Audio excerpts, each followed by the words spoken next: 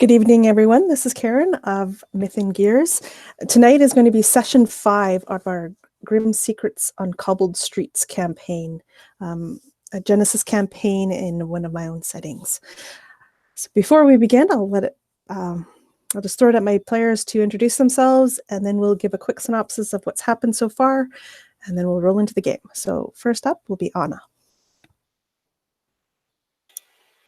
Hello, good evening. My name is Anna, and excited to be here after like 6 weeks of not playing. And I play Harmony in this lovely campaign. Yeah, I'm excited to get back to it too. Next, we have Chris. Hey everybody, I am Chris Johnson, and I am playing Gertie Hattie Bridges. And yeah, I'm pretty excited to see where this session takes us. Next, we have Connor. Hey there, I'm Connor. I play as the Private Eye, Cornelius Merriweather, and I'm looking forward to this. Next, we have Jeff.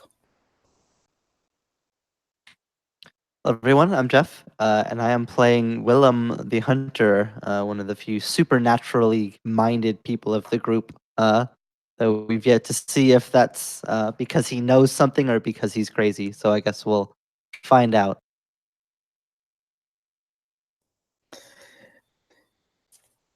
And last but not least, we have Megan. Hi everyone, I'm Megan, and tonight I will be playing Constable Emmett Sterling, who's gotten himself in a bit of hot water, I think, in the last few sessions, but we'll see how that goes. Yeah, he's Emmett's not doing so well emotionally, is he?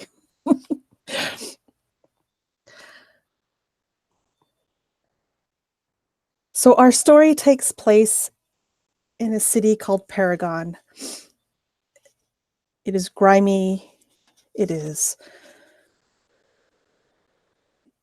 a hub of industrial activity. So smog,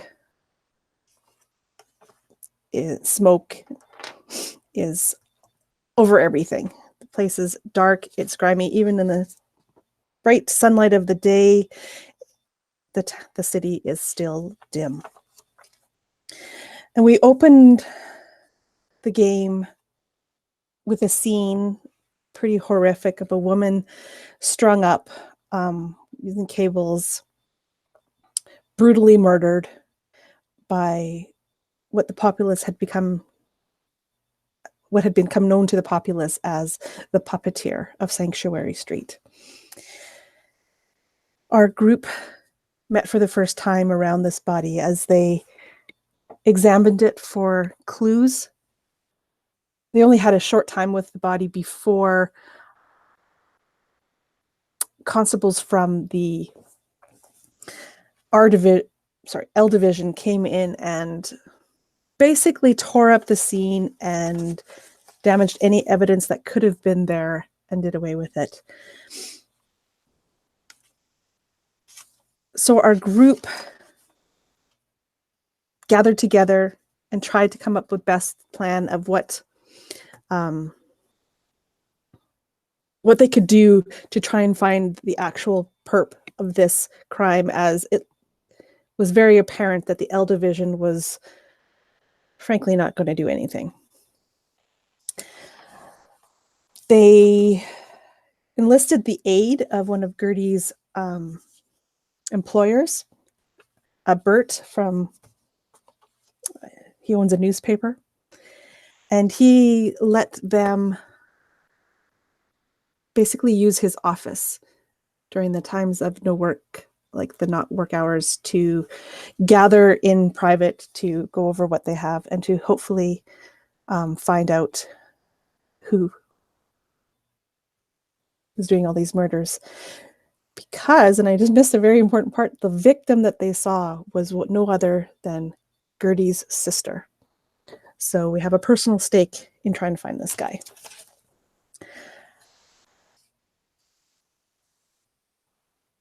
What else did you? So at one point in your investigations, Emmett received a visit from his sister, who was looking for a friend of hers who had gone missing. Emmett also had a meeting with his boss, who basically told him, I want you to keep investigating this crime, but do it on the down low, because we can't let the L Division get word that we are at all interfering. But we need to solve this. What else did we have here? So they went to the Elephant Castle, where they got some clues about who it could have been. They found out that he was a wealthier gentleman. Kitty was seen leaving with him, but not much else was really found at this point. The bartender gave Gertie a tiny little clockwork swan. That was the only clue that he would give. What else did we learn? Robert came and found Emmett, and Robert had been spending a few days searching the records for any other crimes that looked similar to this one, and he came across 3 other victims that fit the MO.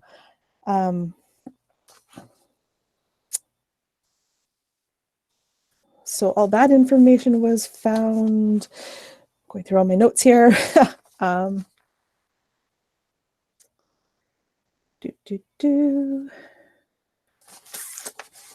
Then that brings us up pretty much up to last session,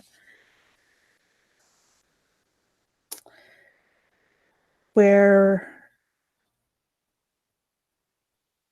there was an electrical storm and many of you had nightmares about something that happened in your past, or just plain you were afraid of. Cornelius received a knock on his door. Somebody was wanting him to take this carriage and go to meet with Emmett, but he was quite suspicious and refused to get into the carriage and set off on foot, where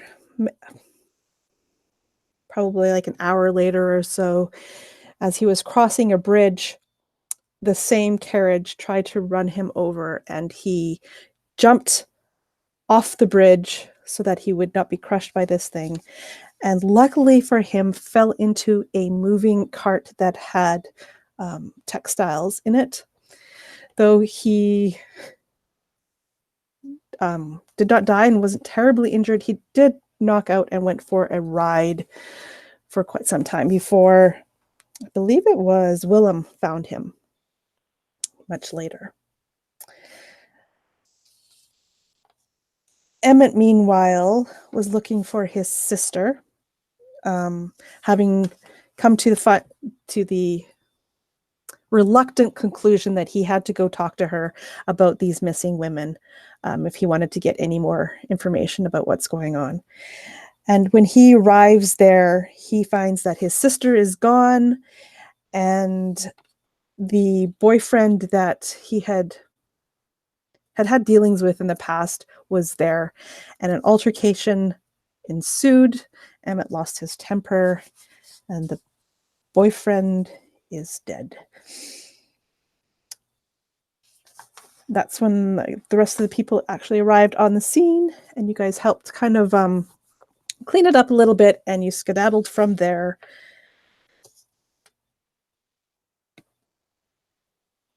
And I believe it was Robert again came up to Emmett, reporting that there was a second crime scene. Hasn't been reported quite to the L Division's barracks yet, so you guys had about half an hour or so to investigate it. So you quickly went to that scene where you again investigated this body, which instead of being strung up like the others, was found actually not quite. It was like the perpetrator was interrupted mid staging his scene. And from there, you talked to a young boy who was the one who came across the scene first and actually scared away the man. So he gave you kind of a very rudimentary kind of description of the man. I believe Harmony took the music box from this scene. And you went back to Bert's office. That's where we kind of left it off. You went back to Bert's office where Bert gave Gertie an old newspaper about the crimes. Does anybody have anything that they want to add about what happened, or if they have any questions before we carry on?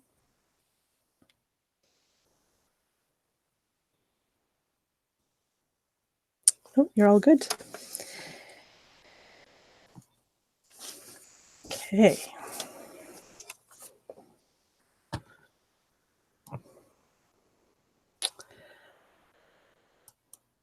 Oops.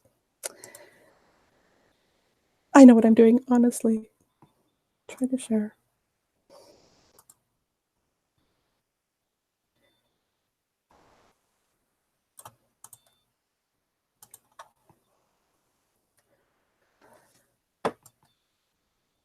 So Paragon, the city that is probably anything but dark, dingy, filled with all the lost hopes and dreams of countless people. It is just past noon as you exit this newspaper print room of Bert's, and you find yourselves amid the hustle and bustle of the High Market Street in the Castle District, though there has been no castle here for centuries.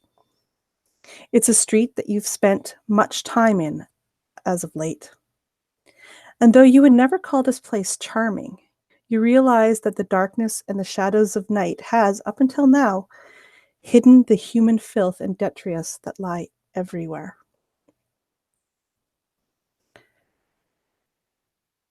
A lot has happened since we last saw you. What are each of you thinking right now?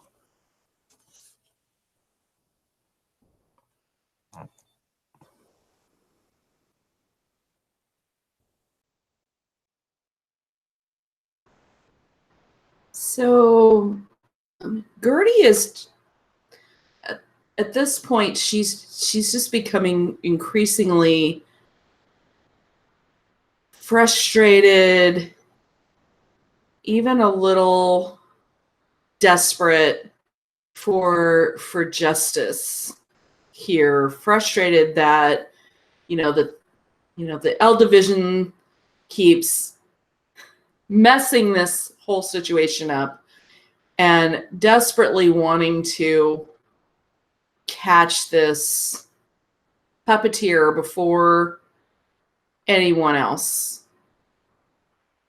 goes the way of her sister. And she's really hoping that she's starting to put all her eggs in the basket of the Cygnet, hoping that the Cygnet's going to help them really, solve this once and for all.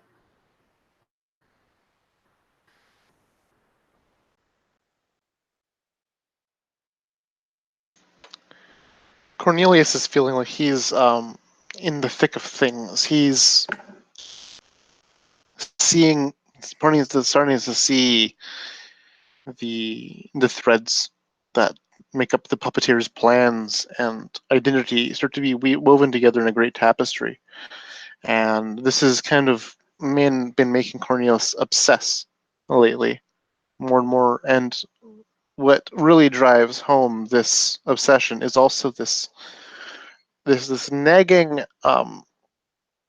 return to his attention of his brother, who he's been avoiding for years, and coupled with trying to avoid his brother in all means necessary.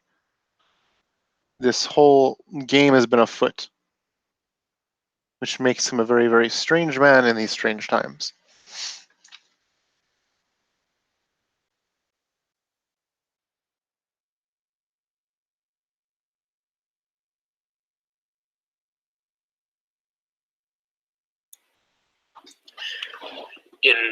In recent days, when the electrical storm passed over, Harmony had had a dream that they had had many times before.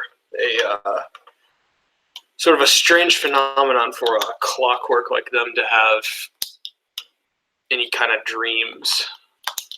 That's one of the arguments they make when they say they're living creatures, just like everything else. But this dream always is one that kind of stuck away from Harmony, and it was always one that it always tried to push away, but especially with all these recent disturbances in the human community on Paragon, there's something uneasy that's causing the circuitry to ache and pipes to clog. It's just there's something at the end of all this that Harmony needs to see through.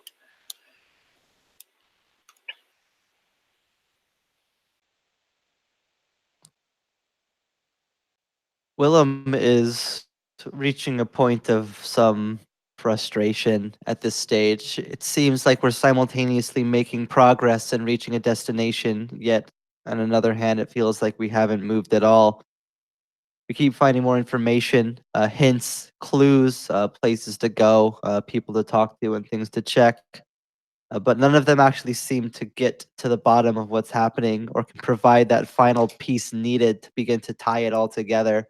And that sort of paradox of investigation is starting to wear on him at this stage, as he's been working with everybody, trying to figure out what's happening here and why, hoping that the trip to the Cygnet will in fact bring them the breakthrough that they so desperately need in order to keep the investigation moving along.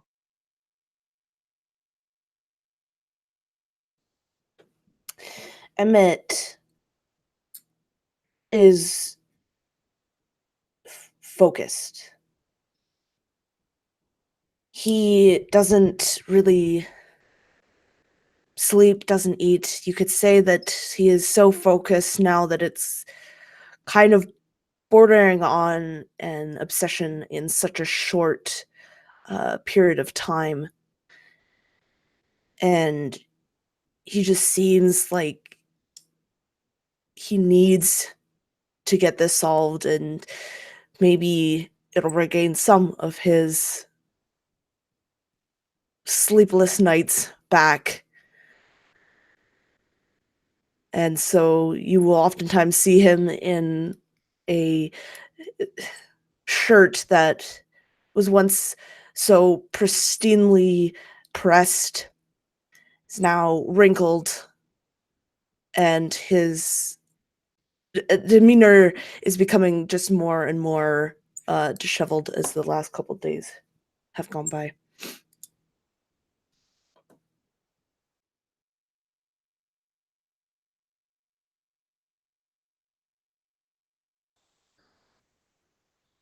So as you guys are standing there just outside the newspaper,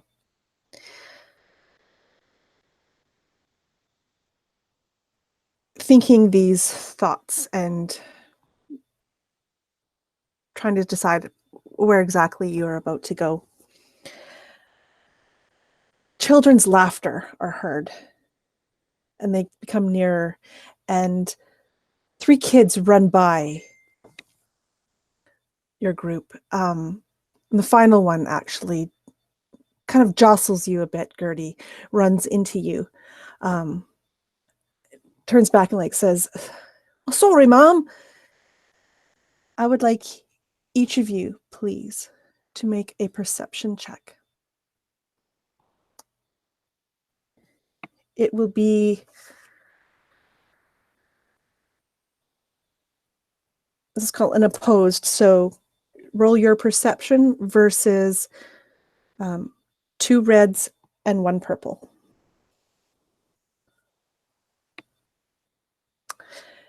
And Gertie, you will get a boost die on this one, as you are the one that was run into.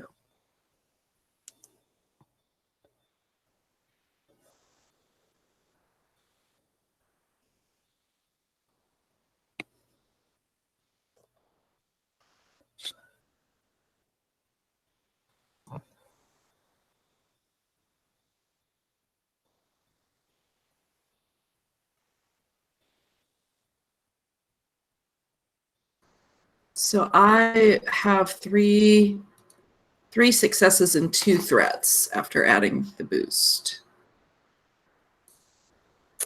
Okay, so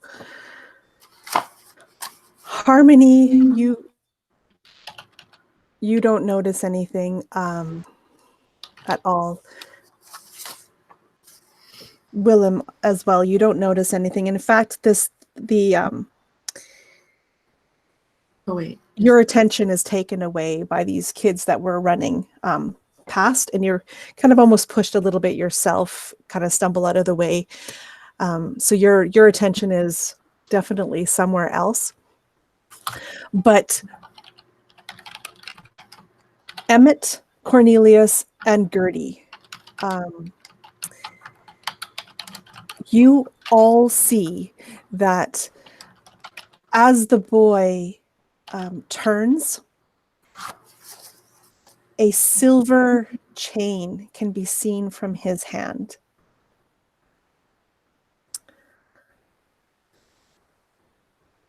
And Gertie, you would recognize it as yours. Oh, you had 3 successes, 5 advantages instead. Okay, that yeah, so not only do you see this chain, but you know it to be yours. And with that many advantages, I will let you do one thing before we go into like a round order. I snatch him by the nape of his neck or his shirt, his collar, and I assume that's it's my chain with my locket. Yeah, so I would like you to make a this would be a brawl check as you're trying to grab him. Okay, so let's see. My brawl is nothing special. Okay. And it'll be against 2 purple. 2 purple. Okay. So it's a failure with an advantage. Okay, so you don't manage to actually grab him. Okay. But you have gained the attention of Harmony and Willem, that something is up. Okay. And now let us roll. He's got my locket. Let us roll initiative. So this will be vigilance.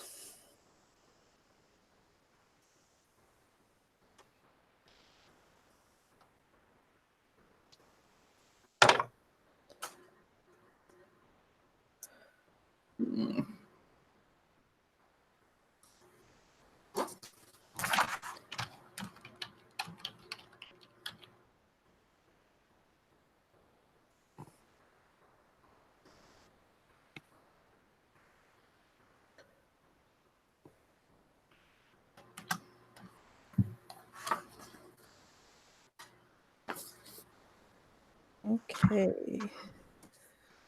So we have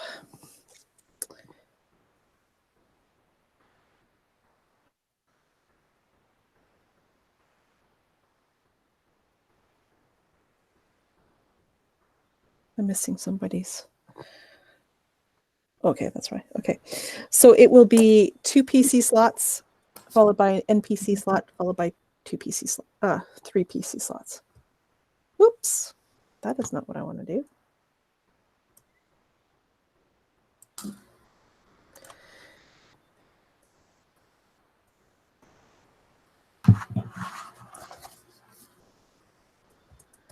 So who would like to take the first PC slot?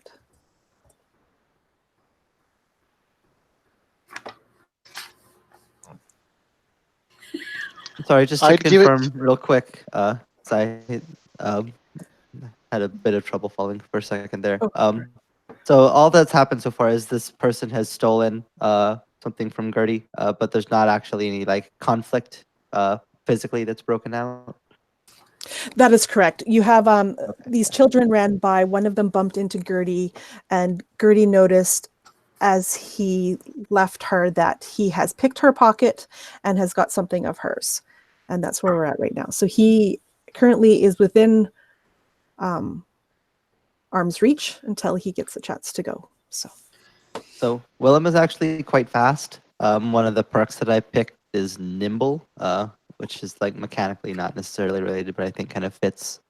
So if Gertie's advantage was that she could alert Willem and focus his attention, then I think he'd absolutely try to jump out and grab the kid, make sure that whatever is stolen doesn't stay stolen. Okay, you can also make a brawl check. Difficulty 2. All right. Be good at this. Oh, but it doesn't matter. So that's a failure, but 4 advantages. Okay, so you don't manage to grab him, but you can tell me what the advantages give you. Maybe I don't actually like get a hold of him, but I get enough of a grip that it sort of trips him up, and maybe either like knocks him down or slows him. Is gonna have to like kind of fall and stabilize, something like that. Sure. In fact,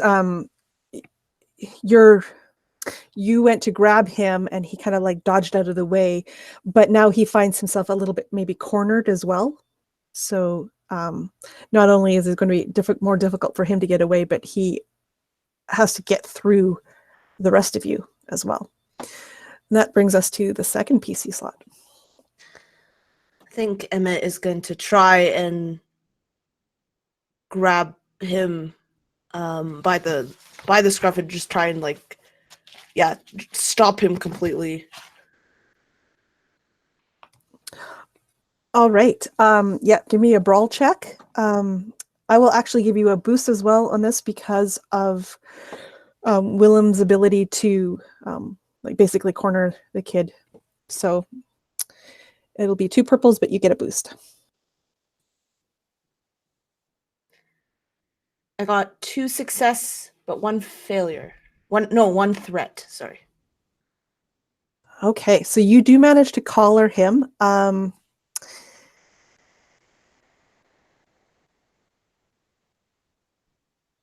I think for the threat, he's actually going to make a lot of noise, and now people are looking towards your group and are noticing you.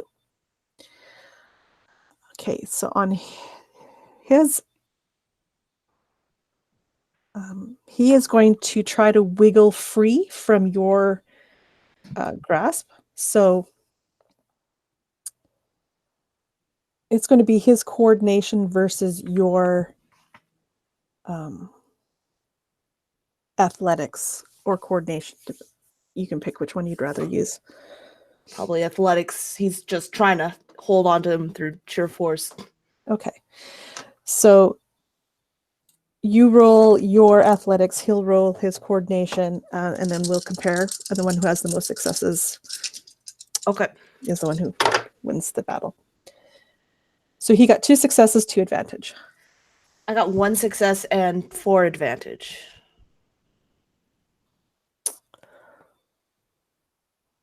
Okay, so he's managed to squirm out of your grasp. So though you had him, he is now no longer held, but he's not going to be able to get away, not with your 4 advantage versus his 2.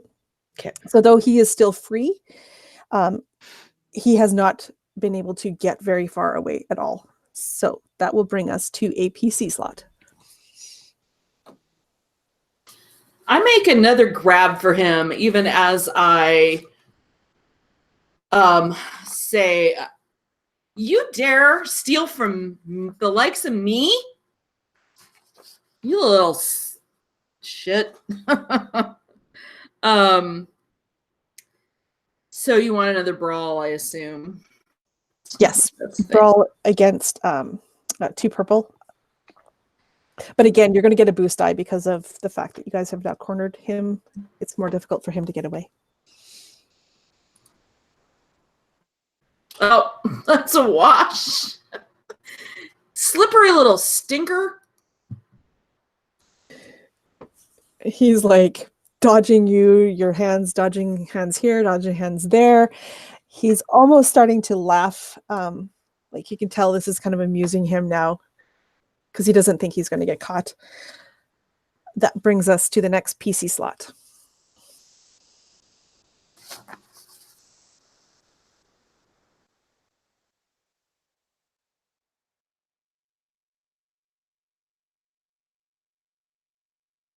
So either Cornelius or Harmony.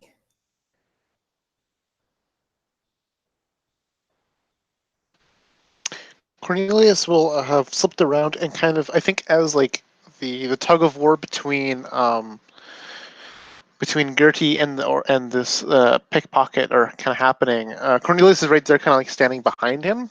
So when he turns around, just runs into me, and I'll just use this. I'll use like I want to use like my presence more than anything to like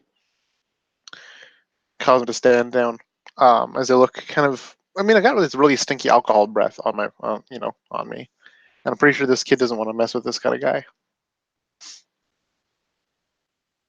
Imagine him like bumping into me as I just like stare down at him and make a strange like coughing sound to cause him to fork it over.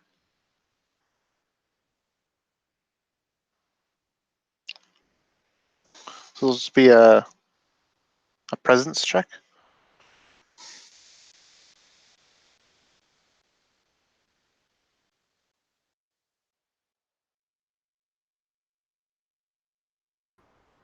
Karen, you're muted. Of course I am, because I'm asking all those questions, right?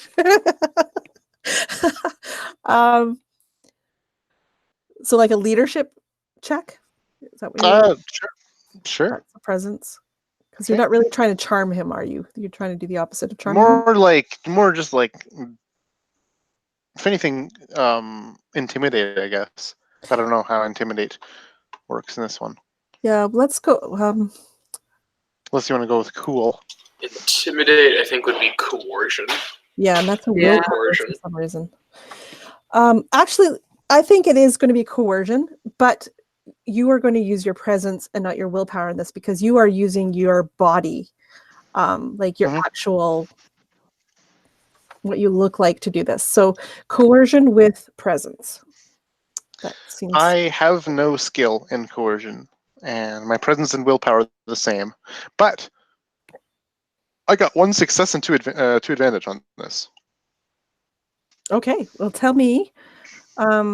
So he stops, right? That's what you're trying to make him do, right? Stop. Like, yeah, like he bumps into me. Like he just like runs into my chest, and I am just looking down at him, kind of like almost like an unamused person, like an unamused older brother when their little kid or when their little brother is like playing with a toy too much and is getting annoying. This is kind of the same look that this Cornelius has upon this this pickpocket. And between having him cornered and I'm blocking off the only exit, I feel like the kid kind of knows that there is no escape here anymore, because Cornelius is kind of like, the whole like leaning the hand against the wall and like moving in to kind of pinch off that only narrow escape. Yeah, so this kid's not going anywhere. That's perfect. Okay, so you can also describe what the 2 advantage, what you'd like from that. I think the two advantages are I bought enough time for the more slippery-handed people to be actually able to just close in and regain their composure and just have this kid completely surrounded and cornered and pinched off entirely. Okay, so you can Thanks give to my roadblockness. that sounds like giving a boost die to the next person. I don't think You I'll can do- cough out. I'll cough out the phrase, hand it over. Perfect. If you have any stress, you can take one back, and then the next person would get a boost die on their dice. Or you can use up both advantages to give, pick a person. But Harmony will be next, so. So one strain you're saying I'm getting rid of? Yeah. Okay. Yeah. And Yep. then Harmony will get a boost die on her check. Sounds good. And that brings us to Harmony. Yeah. Harmony sees all of this going down and sees that everyone at every single turn is failing to accomplish the tasks they need. And Harmony's going to do the thing they know how to do, and they're going to pull out their rotor sword and just let it fall to the ground. And maybe start up and try to freak the shit out of this kid. Probably with coercion, or I don't know what. That's definitely a coercion check. Okay, I can do that.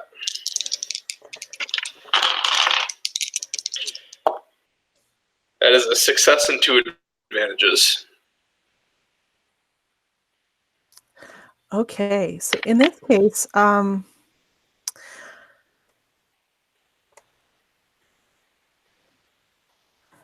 going to say you both. Okay. What would you like to buy with your advantages? How do you think that's going to go through? Because you definitely have strength. I think with my advantages, I'd like to cut off even more. I'd sort of like to, maybe we've sort of surrounded this kid at a certain point, and I'd just like to cut off the other remaining parts. So just like pulling out my rotor sword and just letting it fall to the ground, just kind of blocking off a large portion with the 6 feet or whatever the sword is, and my own giant frame. That's perfect. Yeah, I can see this, that there's William already had put him kind of backed into a corner, and the rest of you have now kind of surrounded him, and you have just closed off his last exit, if you will. That will bring us back to the top of the order, back to a PC slot. I glare at him. I give him the mom stare, which I haven't seen a lot in my life, but I give it to him anyway. And I hold my hand out and just look at him stubbornly, while whoever else wants to do something more is welcome to do so.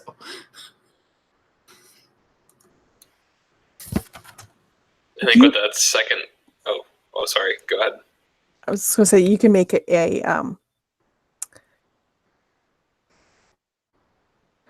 well, I don't even know if this would be so much coercion in this case, because you're not threatening him. You're just giving him the mom look, which... Yeah, so you could do a charm. Okay. So that's presence. It's against...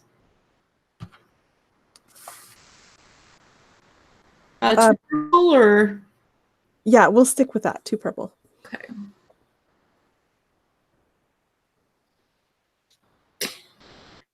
Really? That's twice. I got another wash. I might have to get out my real dice at this rate. So apparently he ignores me, but I hold my hand out and just So you will actually take 2 strain damage from this, as you are trying to give him the mom look, and you are finding him to be completely... You're not my mom. Yeah, he's not respecting you at all. That will bring us to the next PC slot. So I think that if Emmett could like block a form of escape for the boy and just kind of flash his badge at the boy and just, all right, give her back what you stole. Okay, that's definitely. I would let either charm or leadership on that roll. Maybe charm, I guess. But charm can be like a negative thing. He's just trying to like. Yeah, coercion is trying to do something against his will. At this point, the kid is like, you're not threatening to beat him up or anything at this point. Like, but you're showing that you're a figure of like authority, and he's been caught. So I don't see coercion really being the one here. So yeah. Would I get any sort of?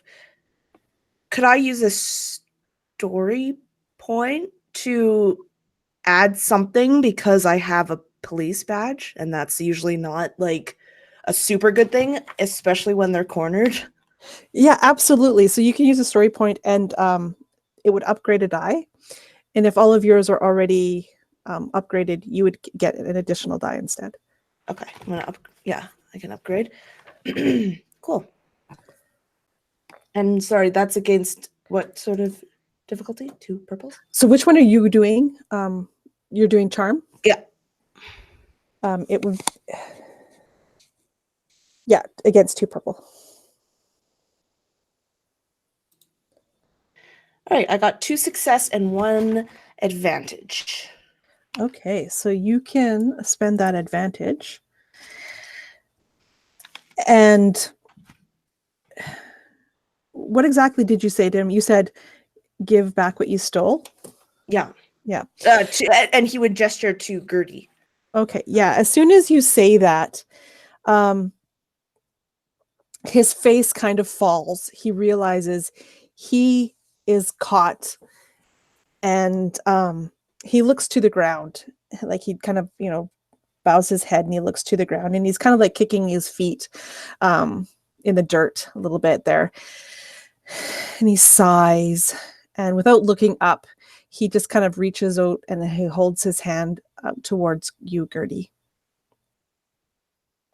So I go ahead and take my locket. And can you describe it for me? Yeah, it's one of those like oval cameo type lockets, and it's a really, cheap version. So really he probably wouldn't get much for it even. And the chain isn't the best quality either. But it opens up, and of course it's got the picture of her family inside.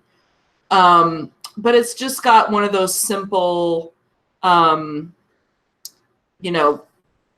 figure of a woman's head, in that, what was it, porcelain or something that they made those in, and it's just got a really simple blue background, and although the work is, it's kind of scrolly around the outside of the oval, it's just really poorly done, but it's all she has, and it means a lot to her. So as this is coming back into your hand, I'm just going to, we'll come back to you, Chris. Willem, you notice this locket that the boy hands back to Gertie. And it looks almost identical to the one that you have. That was your sister's. And where Gertie sees shoddy kind of workmanship and poor quality, you see how old it actually is, and that it was handmade.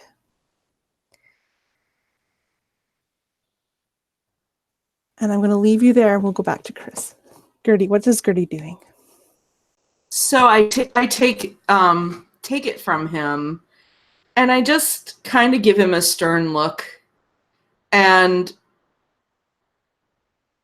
even though I really want to chastise him, like, I can't help but think of the many times that I've darn near taken something like that from someone, or even maybe have in the past. And I just kind of give him this look of disappointment instead, and I just step back. And I turn to look at Emmett, and I just thank you. And I put it back on and tuck it into my clothing.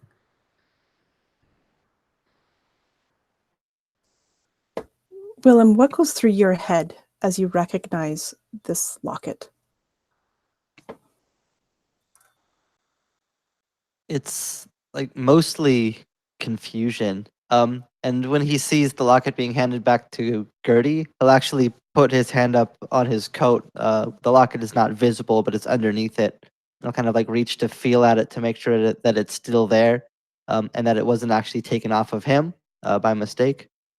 But then realizing that he still has his own locket, or at least presumably, his brain will just kind of begin to like spin in the mud, wondering what's happened and why that they could have such identical pieces of work, and how unlikely that it would be, especially given their age and their craft. And he'll wonder. He won't say anything right now to Gertie or to anyone else. He won't verbally make a note of it, but he'll plan to speak with Gertie later about it.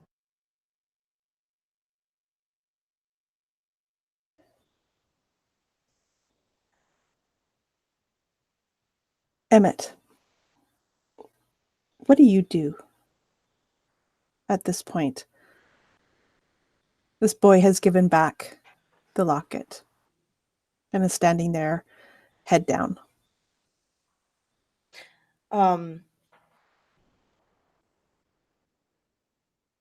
Would Emmett, like, I don't think that he would recognize him, but just maybe, is it a familiar face that is kind of common riffraff along the streets, or? Yeah, you can make me a streetwise check. Difficulty, we'll say difficulty 2.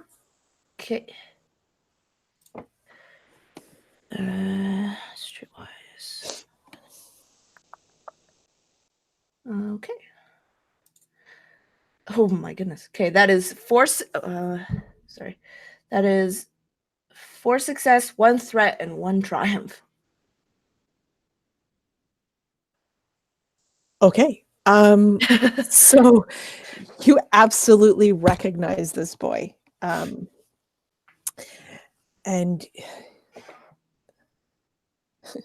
this kid has been in this neighborhood for the past couple of years, and you know him very well, as he's always getting kind of into trouble, but nothing terribly serious. But pickpocketing is definitely something that he's been known to do and have been caught multiple times. And you can describe what you want to do with that triumph. I think with that triumph, would I be able to know his name? Yes. Yeah, absolutely. So his name would be Joseph. All right, Joseph. Now, what did I tell you last time I picked you up for pickpocketing? Not so well, I can imagine. And maybe, I don't know that he would have recognized Emmett, because Emmett is not in his police uniform. He's just kind of in his regular clothes, I think. Yeah, in fact, I think you're actually in borrowed clothes at this point too, aren't you? Oh, yes, I am. Yep. Yeah. So you don't even look like your normal self right now. But I think as you talk more, the kid starts to recognize your voice. And he's like, his eyes kind of like go scared. And he looks at you. Oh, I'm sorry, sir. I just, I don't, if I don't do it, I'm going to get hurt. He'll beat us up. You know that. I got to bring something back.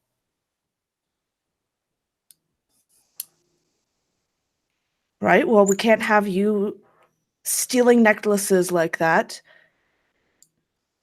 Now apologize. Like you mean it. And he kicks his feet again in the dirt.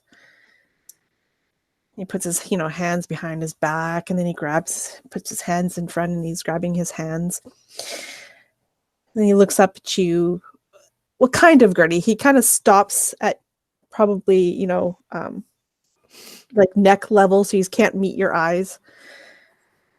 I'm sorry.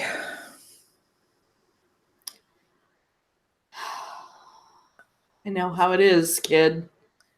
I'm just so hungry. We get hungry sometimes. I get hungry too. I know. But this is really precious to me. And I open it up and I show him the pictures. This is all I have left of my mom. That's her there, and my sister. And I don't know where my brother is. Hurt me a lot more to lose this than you'd ever gain from it. And he looks down. We stick to inconsequential things in the future. I'm sorry. Why don't you... Oh, sorry. I didn't know what it meant to you. I'm sorry. I won't do it again.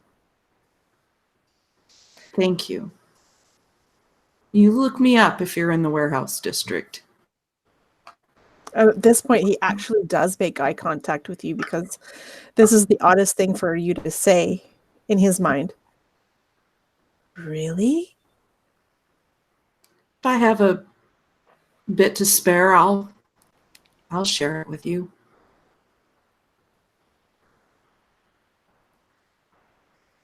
And his jaw just kind of drops open. And then he looks towards Emmett. All right. Get on with you. Back you go. And he looks back. Oh, sorry. Go ahead. Oh, sorry. As he goes to leave, Emmett wants to just kind of discreetly drop. I forget what the name of the currency is here.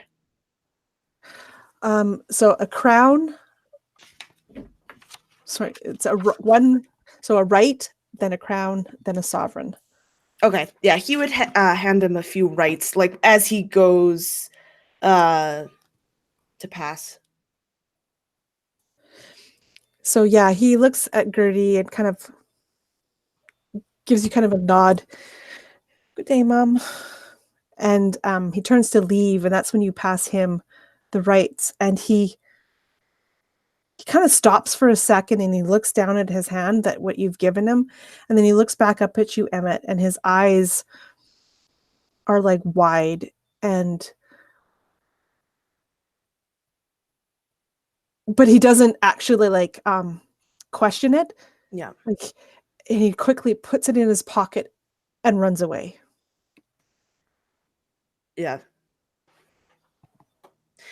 Yeah, I think Emmett, like if he looks up, Emmett just kind of gives him just like this nod, this knowing nod of like, hey, this means if I catch you again, I won't be so lenient kind of thing. Like stern dad kind of look. Yeah, I think he got that as he ran away. So now what are you guys doing? I think Harmony because Harmony is incapable of thinking internally, and so there's just this humming sound. It says, and to think I've been arrested for so much less. By the same person, no less.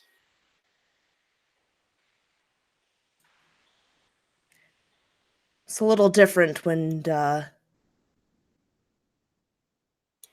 not a child. How old was that child? I ask Emmett. Do you mind what the age is, Karen? Can I just make something up? I don't know if you have a... Go for it. Okay.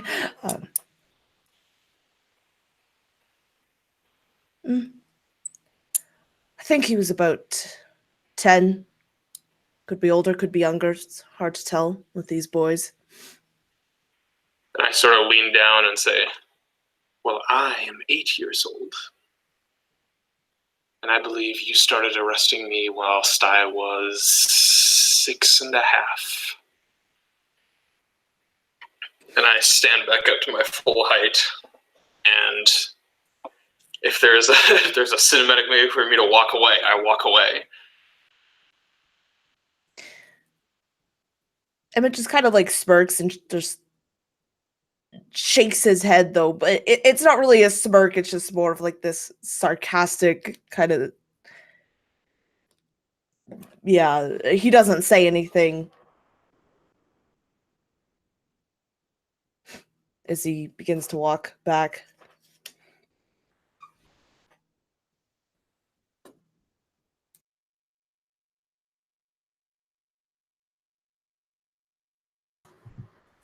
She's kind of got a point, Emmett.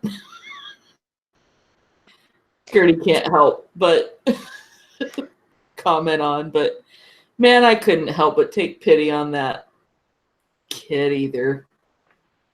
He's too young to be living that life. Mm. I She can wants me to- understand.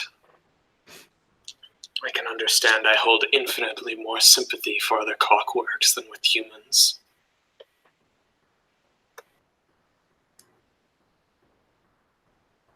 If they wanted to be treated like children, then we could treat them like children, but... No, they want... But you're a little different, aren't you? And Emmett's still walking. He's not really talking to anyone in particular. He's just walking.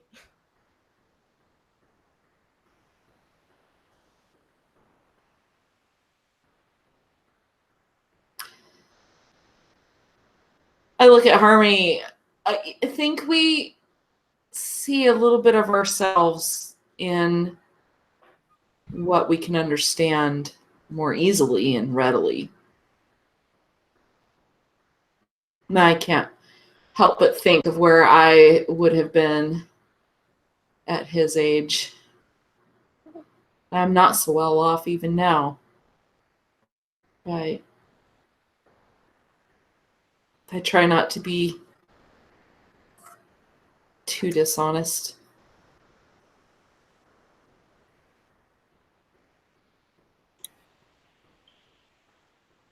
That is a good philosophy. Most clockworks are incapable of telling lies.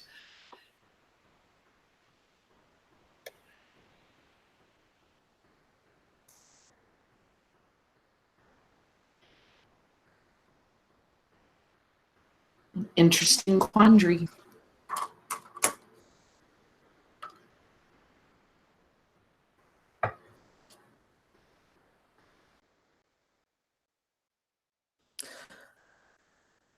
All right. So Emmett is walking away. Where are you headed, Emmett? I think he's just continuing in the direction that they were headed before they were interrupted by the boy. Towards the Cygnet. Is that right? That's where we're going? I believe so, yes. Yeah. Okay.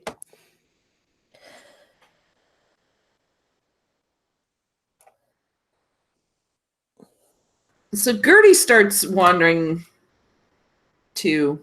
She's still feeling pretty pensive, but she starts meandering along behind Emmett.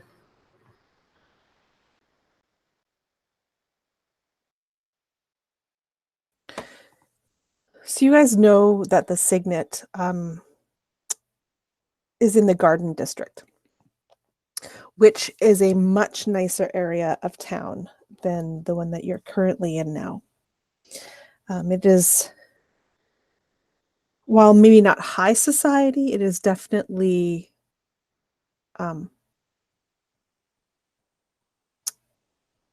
upper, like upper middle class kind of area. Merchants with actual money, old families with money, that kind of thing that will be there.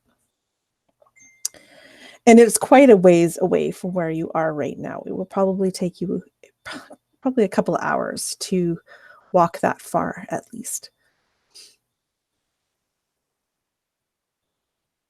So you said a few hours to walk that? Yes. Is there any way that we can take some sort of taxi carriage? Yeah, you could try to, you might have to go a couple of blocks, but then you could probably try hail a hansom. If everyone else is okay with doing that, I think Emmett would suggest that.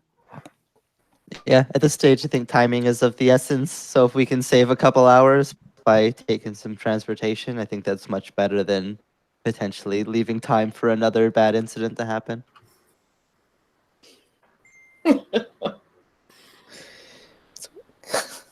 I think Gertie would be a little reluctant to do that because, of course, she's always very concerned about money.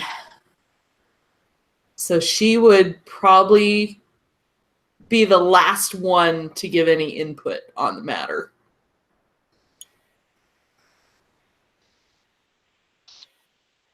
Harmony doesn't say anything, but passively sticks out, being twice as thick and almost twice as tall as everyone here. And probably wouldn't fit in a handsome cab the city has to offer.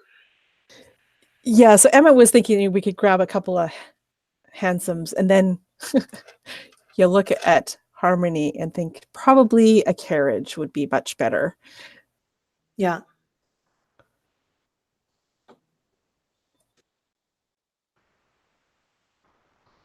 Can we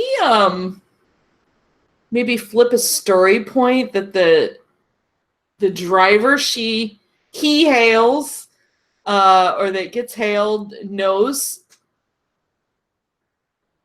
maybe knows Emmett or somebody in the party and gives us a hefty discount? Absolutely, we could totally do that. So story point. Those story points, folks.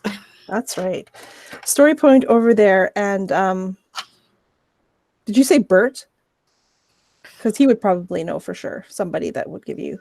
Oh, yeah, that's a good idea. Yeah. Use our connection with Bert. And you haven't gone very far from where he was anyway, so you could use his connection to. Well, in fact, with that story point, I would say that he actually has one. The paper would have one so that they could get to wherever they're going as the stories break out. And he would let you use the one that he's got. Perfect. Okay, so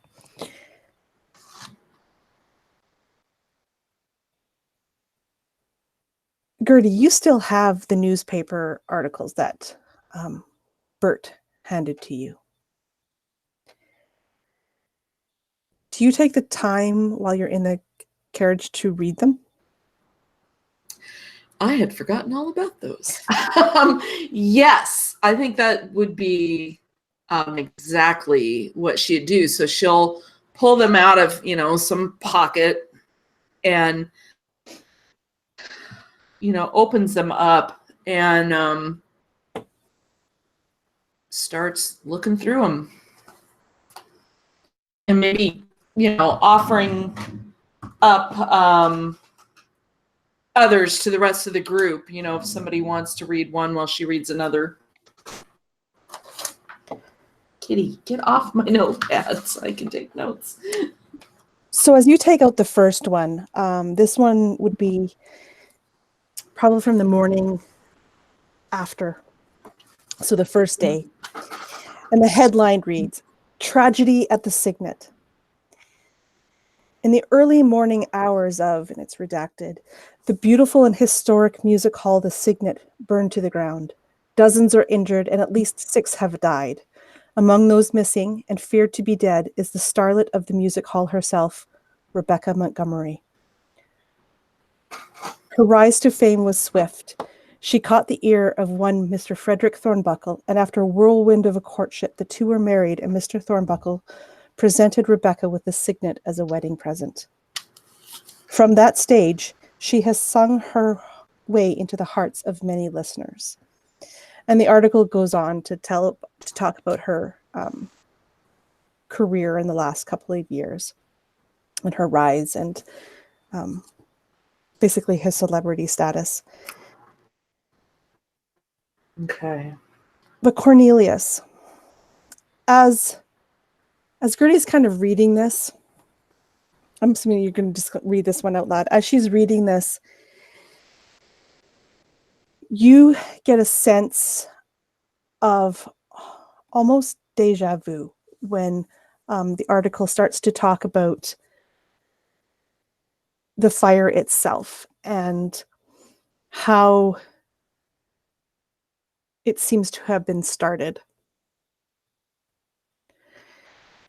It reminds you of a conversation that you'd had with your brother probably like,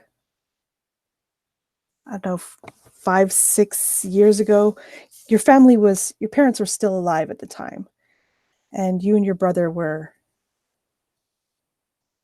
still on good terms and talking to one another.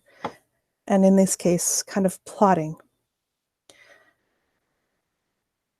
What do you remember of that conversation?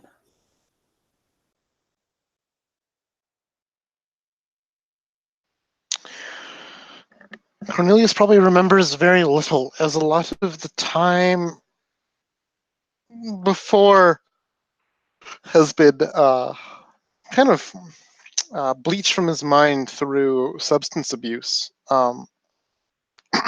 And I think that's something, I think like a word would ring out, and then the word would kind of, like, just something about a certain word used would like ring true in his mind and start to like come back and pull out all these these fragmented memories that have been buried by alcohol and opium, and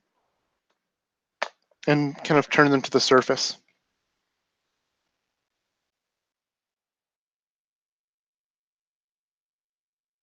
So as you stare out the carriage window, listening to Gertie talk, this word that starts to trigger these memories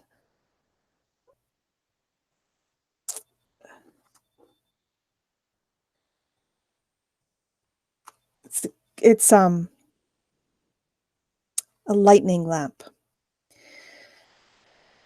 And as Gertie is reading that the cause of the fire seems to have been an overturned lightning lamp, these memories start to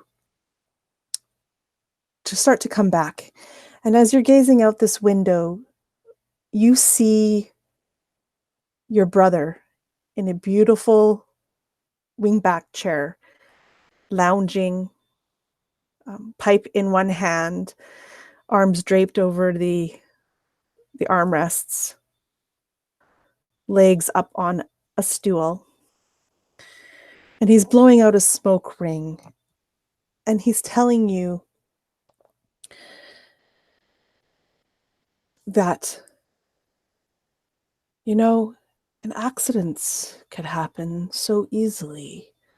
I mean, take for instance, and he points towards one of these lamps that you have on the table that's there. These lightning lamps. Accidentally knock one over, hits into the fabric of the curtains beside, and boom, instant fire. It would be so easy.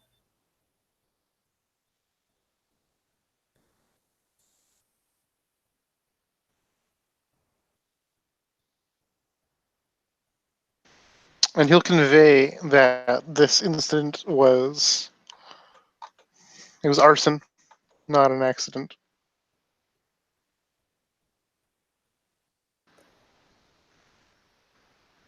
You're conveying The it. incident, yeah,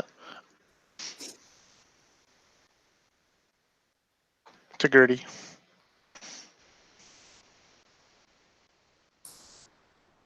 Arson. What? How do you? How do you know that? You see, Gertie,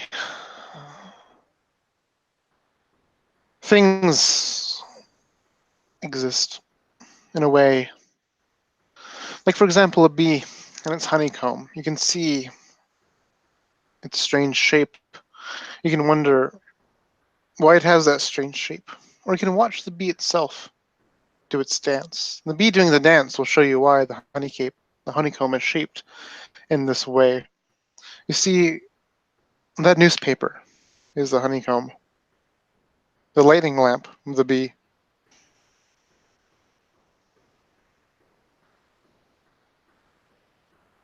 Okay, sure. And I look around at everybody else to see if anybody knows what he meant by that. Okay. So, do we know who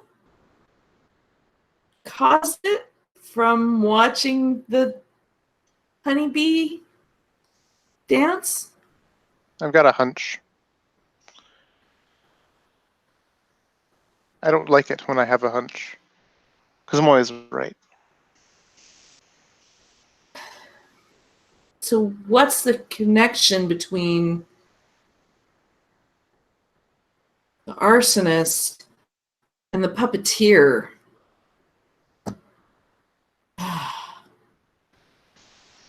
Our holy grail existed in the Cygnet. It was our next node, our next footstop along the path. Someone knows this about us. They burned that village to the ground, so to speak. It seems they're being hounded by hounds. If they're taking such a drastic action, then surely we must be on some sort of trail. It seems absurd that they would burn an entire place to the ground, put themselves at risk, leave themselves in the open, simply to stop our trail. So perhaps that means we've got the right one. That just is wanna- the optimistic way of looking at it. Yes. I just wanted to clarify too that that the Cygnet burned down about a year ago.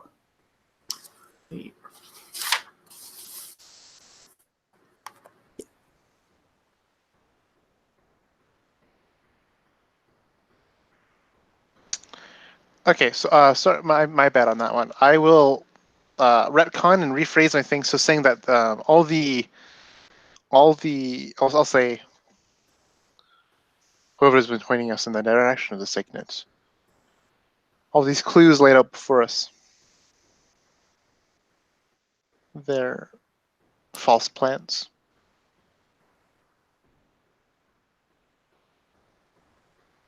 The game is afoot. Perhaps in the rubble there's a clue. There always is, if you have the eyes to see. Even the most furious attempts at destruction leave some trace. No matter what's destroyed, something always remains, whether they And want I'm the to or living not. testament of that. And looking at the article, does it say who was in charge, who headed the investigation at the time? That would have been in the district of D Division cops. A thorough investigation was conducted, but nothing was ever like proven it. They believed it was accidental. The lightning lamp was tipped over in the back, in the backstage area where some of the dressing rooms were, and with all the fabric and stuff of the costumes, quickly went up in fire. And luckily, it was some minutes after the actual performance, so a lot of the patrons of the music hall had already left, and so when the fire started out, it was probably only about half of the crowd left in there, and most of those, they got out. Some were injured. The 6 dead were all backstage workers that were just unable to get out in the blaze. Okay.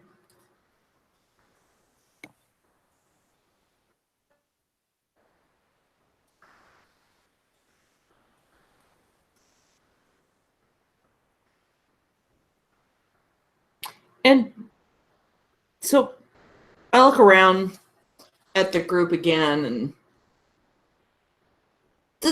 does anybody know what we're walking into? I mean, did it get rebuilt? Is it still gone? Has it reopened? What does anybody know? Not exactly my neighborhood.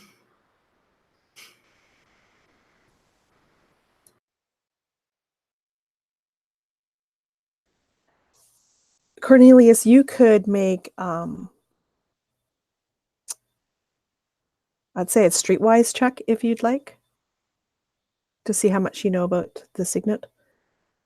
And I would give you a boost die because this was your old stomping ground at one point.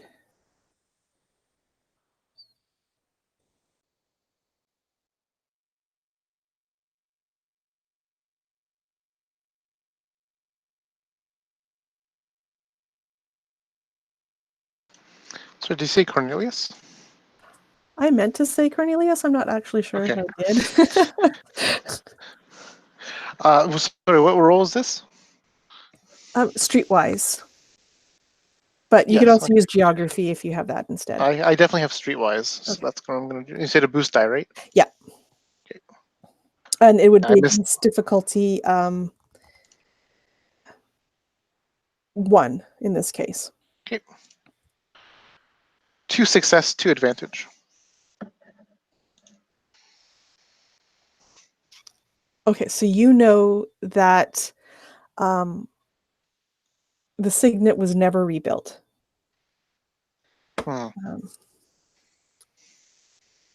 That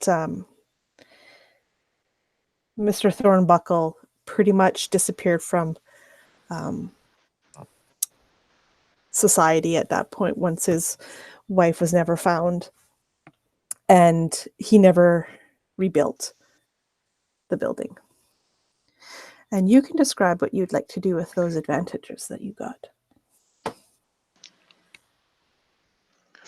I think the advantages, I would like to use the advantages to recall, or at least know, who was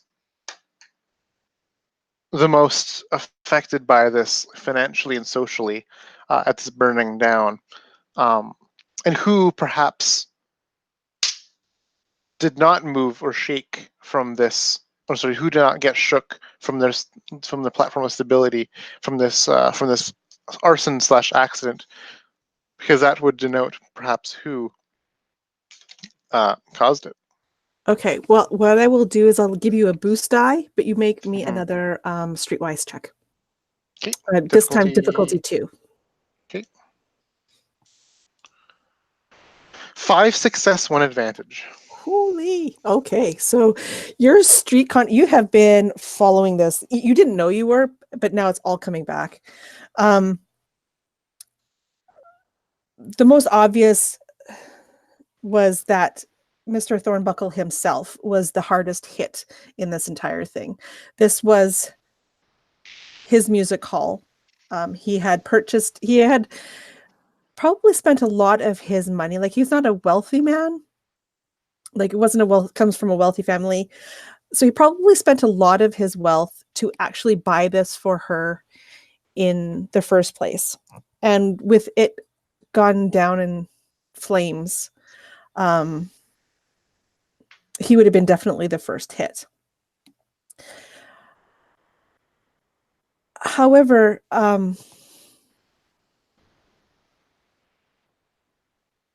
who benefited from this? Roundabout, I guess, peripherally, the other music halls would have benefited a little bit as Rebecca was no longer on the scene. Other music halls started getting more patrons as this one was done. There didn't actually ever seem to be anybody who really, really benefited from it. Not from this act anyway.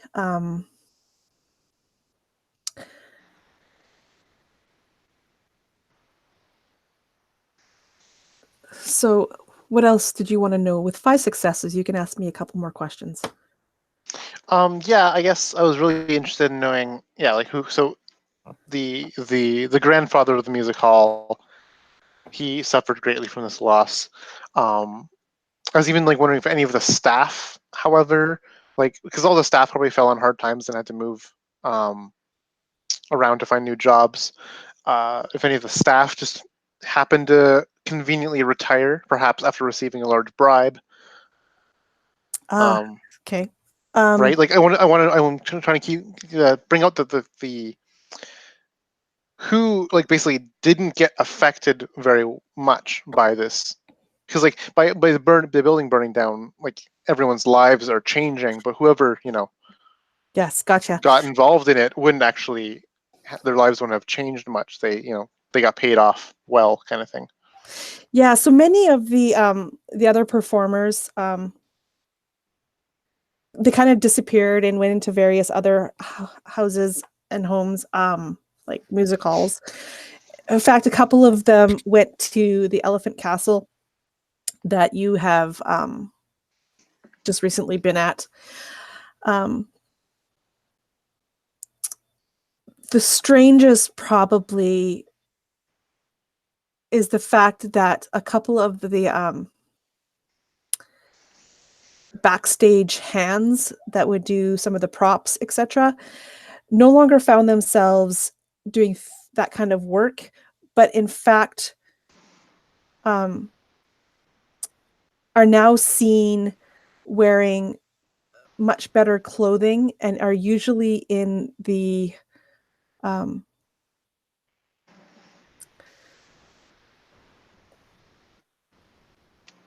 like what's the word I'm looking for?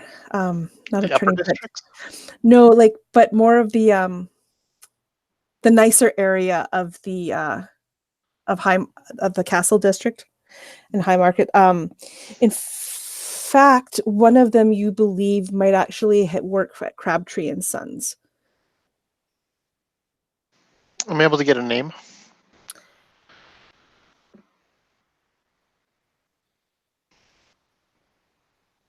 Roderick. Of any of these? Roderick? Yeah, he works at Crabtree and Son. I'll relay all of this out to the companions. You see, in a time of arson, it takes someone to be paid off to do such a thing. But money isn't something so easily hidden.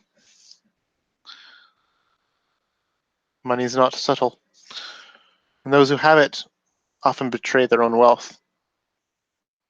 You'd imagine that, perhaps, a stagehand would not wear gold, but alas, a stagehand does.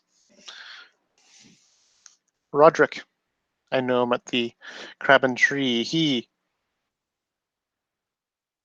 unfortunately, betrays his wealth. If you wish to know more about the Cygnet arson, he would be my lead. Beyond, of course, going to the ruin to investigate ourselves.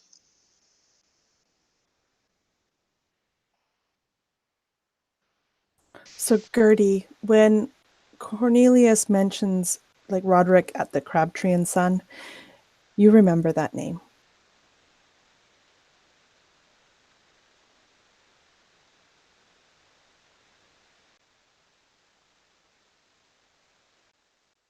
Now, was that the place I went, or was that the place where That was the place that you were told your brother worked, and you were the last time when he tried to go there, it was too late and everything was closed, and you have been unable to go back. Crabtree and Son. I was trying to find my brother to let him know what happened to Kitty, and I was told he might be working there. So now we have 2 reasons to check that place out as well.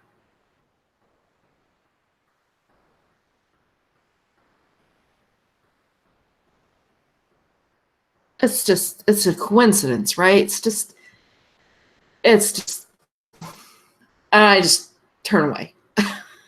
Kind of turn my eyes out the carriage for a little bit. There are no coincidences. What seems like a coincidence to us humans is merely the threads being woven in higher places. I whip my head around and look at Willem. Like, surely my brother wouldn't be involved in something that resulted in the death of our sister. I can't go there. I just can't. And if you need proof that there's no such thing as a coincidence, Willem will like reach in under his jacket and he'll pull out on the chain, and we'll pull a locket out from under his jacket that will look nearly identical to the one that you have. I immediately clasp at where mine is tucked away, thinking, oh my God, somebody did it fall off or whatever. And seeing it there, my eyes just lock on yours. And I Willem will laugh, say, I did the same thing when the kid stole yours. How can that? What are the odds that? And I actually kind of hold mine out so it's close to yours so that we can see just how similar they really are. And I'm just... This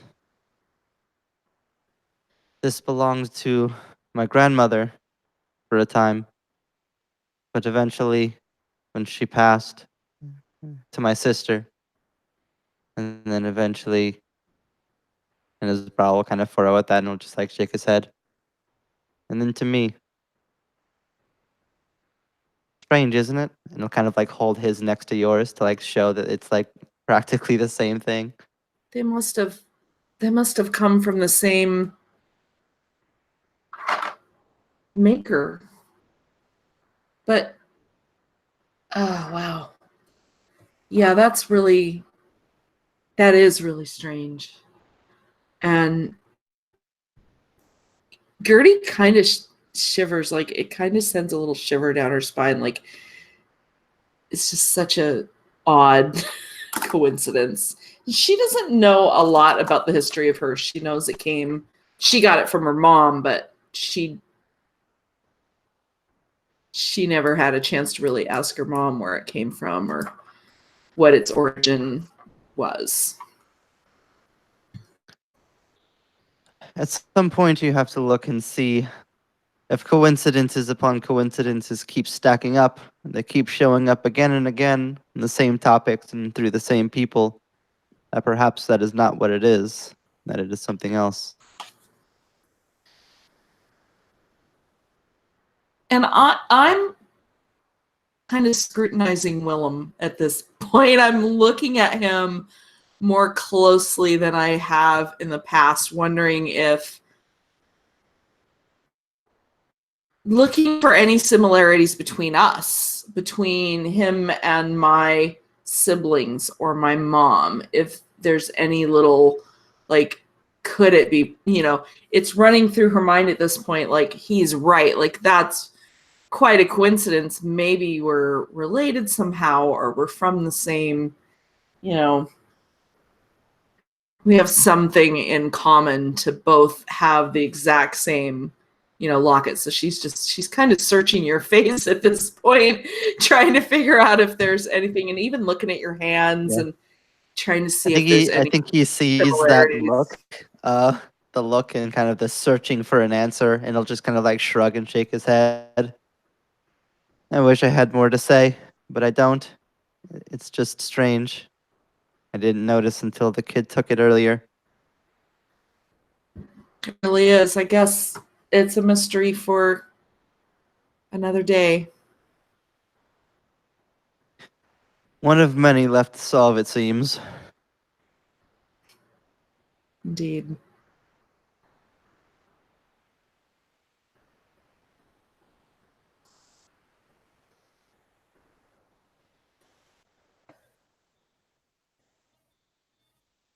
And as you guys go back to looking outside the window of the carriage, you notice that the streets have grown cleaner here than they were before. They're wider. They seem to be better kept. And though the light is still dim from all the smog, for some reason it seems just brighter here, as the buildings seem cleaner, more white than the hovels that you've left behind.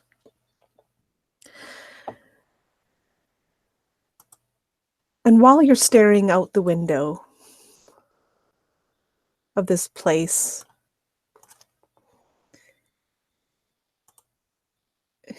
you see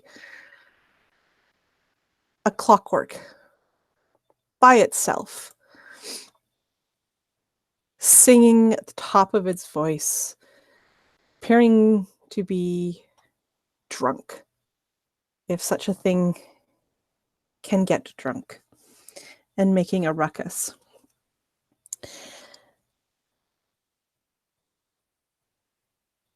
And as your carriage is passing by this thing, you're noticing a bunch of, probably like a detachment of finely dressed constables, uniforms pristine, come to this creature's area and quickly remove it from the lamp post and basically arrest it, put it into some shackles, and start to lead it away. And this creature, being in its state that it's in, really gives them no fight, and kind of goes with them almost placidly, but its head kind of sinks as it trudges away with these guys.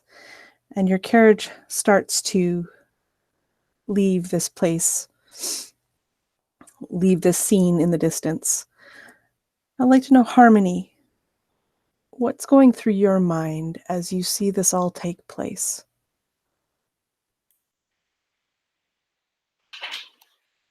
My eyes, one of them large, one of them very small, are kind of tracking this whole scene.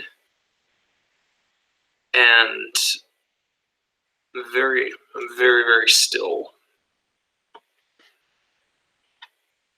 And I just say, hasn't stolen anything, hasn't bothered anyone, hasn't killed anyone, and yet put into custody and carted away.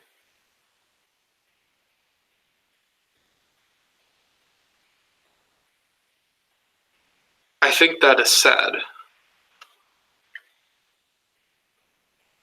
Is that sad?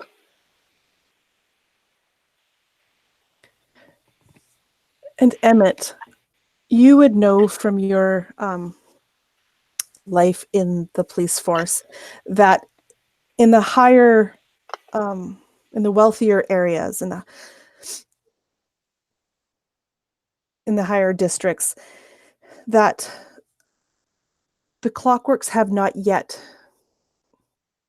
got the privileges, and they are not to be seen without a master, if you will, and are quickly rounded up and taken away and put out of sight so that they don't sully the landscape of the beautiful city that they find themselves in.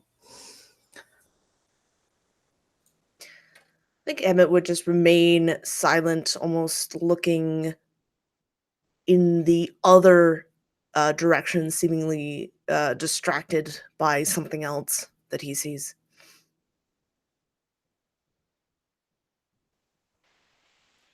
I imagine this whole room is sort of like the whole atmosphere of the carriage is like the teacher's just asked a question that nobody really wants to answer, and so Harmony is just sort of unintentionally just looking for a single victim to make eye contact with them. Is there anyone who does accidentally, or can I roll for that? I think Gertie actually would, because yeah, so Harmony, it is kind of sad and unjust, but it's not just you Clockworks that suffer these sort of unfair situations. Sometimes they arrest people just for hanging around in the wrong place at the wrong time. I've seen people like me just get hauled off for doing nothing. I guess they assume we're going to make trouble, and they figure they're going to take us in before we start it. Always makes me kind of angry. What does it feel like when you're angry? Well, it kind of feels like you have a lot of steam all built up inside, and it's just going to burst right out of you.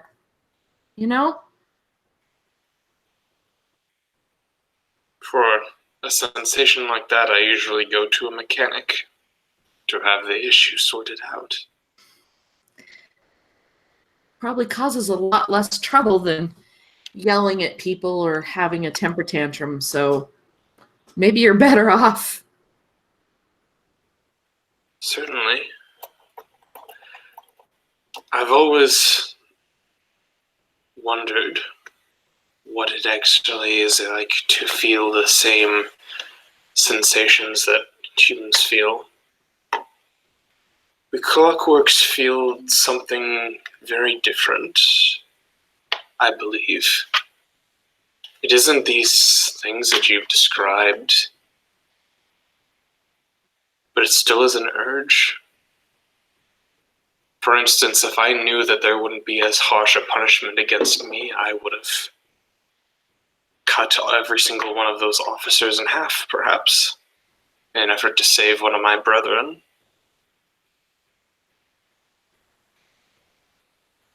But I have a similar urge not to.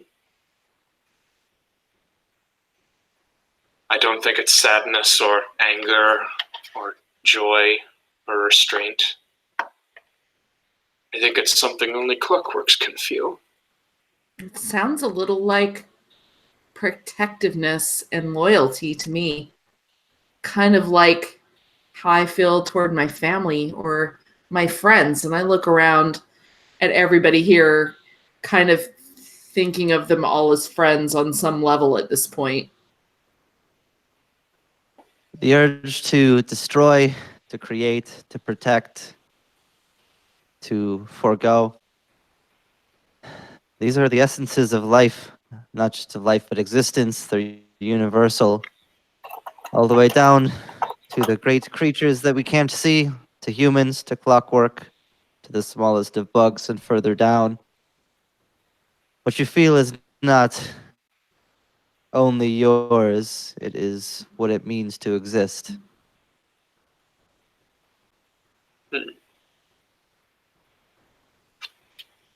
So you admit we aren't as different as you would like to believe. Willem.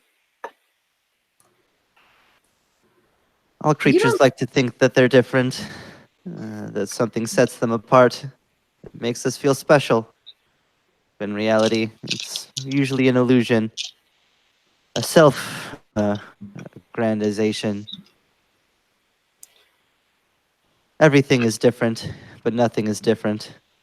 Find my dare to be as vague as, and he'll kind of like laugh and point at Cornelius. Yeah, you don't seem that different to me, Harmony, for whatever that's worth. Fair enough. Nevertheless, I do still feel very different. And I probably turn heavily to just continue looking out at the night scene.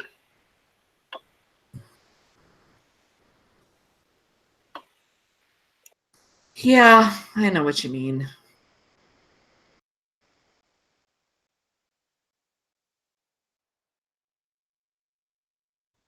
I think at this point we will stop here and take a bio break. And we will come back in 5 and carry on. Thank you, everyone, and thank you for anybody who's watching now and in the future. And we'll see you all in 5.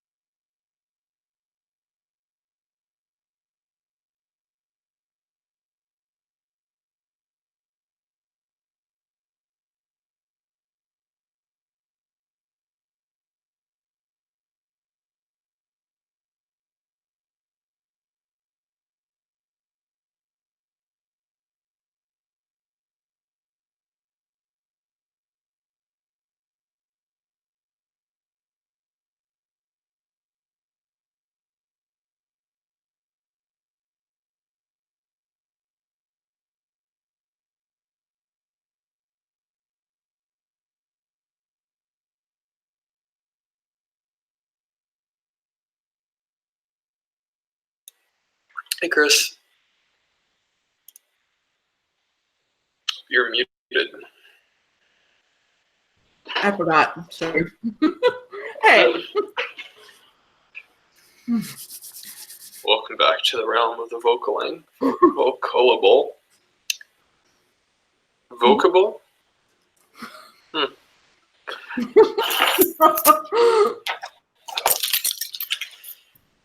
The world of audio. We're getting some RPN tonight.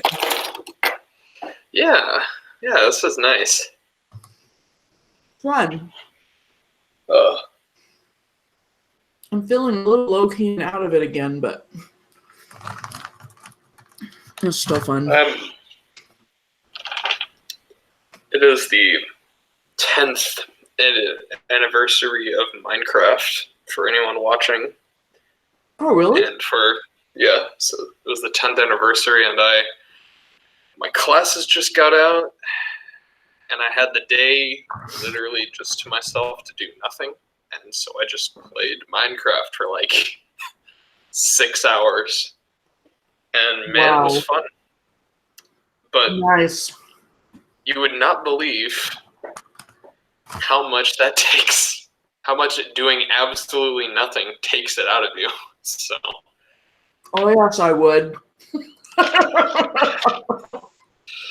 I excel at doing nothing. Often to my detriment. I feel like, I don't know, sitting around a lot does something to lower all of your energy output, and so you're just like... I agree. So... I think I'm living proof. Hey, Megan. Hello. Woohoo! Hey. Now we could just solve this mystery. Yeah, that'd be great. Seriously? Little Joseph was just too cute, man. I wanted to pinch his little cheek.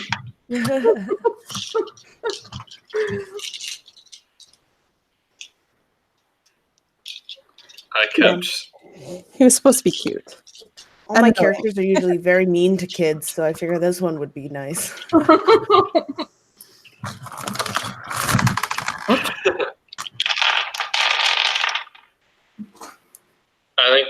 I'm really glad that with the way this party turned out, Harmony is not the face of the party. Because I think that conversation would have gone very different, possibly with all of us getting arrested. So. By Emmett. Yeah.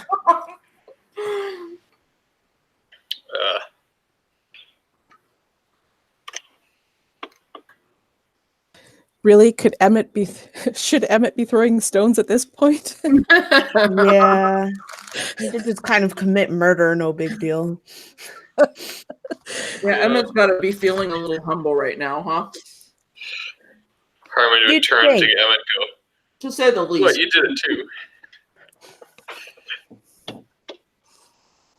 I learned it from watching you, okay? Yeah.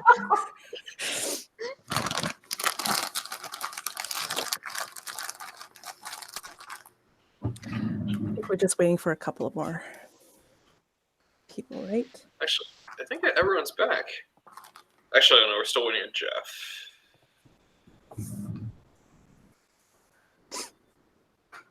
It's 1, 2, 3, 4, 5. Yeah. I'm usually the last one back. These later games are a lot easier, though. Not so many demands in the break. Mm-hmm. Just the cat and me. No dinner to worry about. Oh, yeah. You have any energy left at all? It's depleting quite quickly.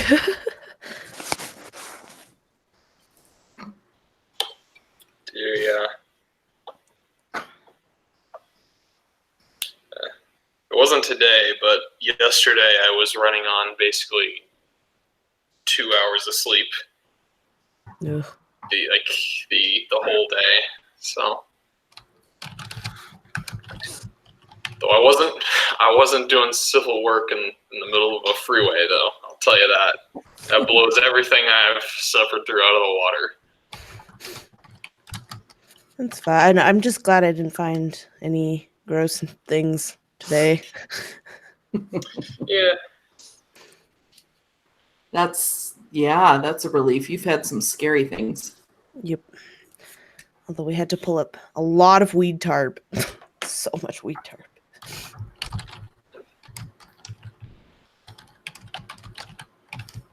Also, I guess this is a live game. I guess I have no idea how much you want to talk about your own job. I don't know how big a deal it is. It just suddenly came to mind. I don't know. Yeah, me too. Mm.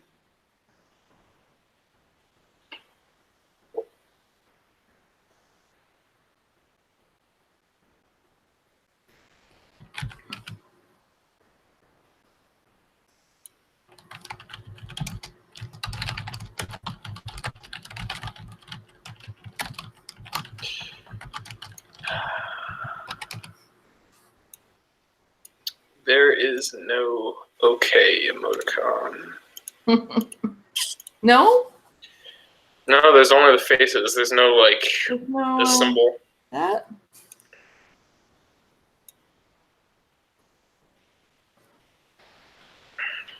Wow, that's sad.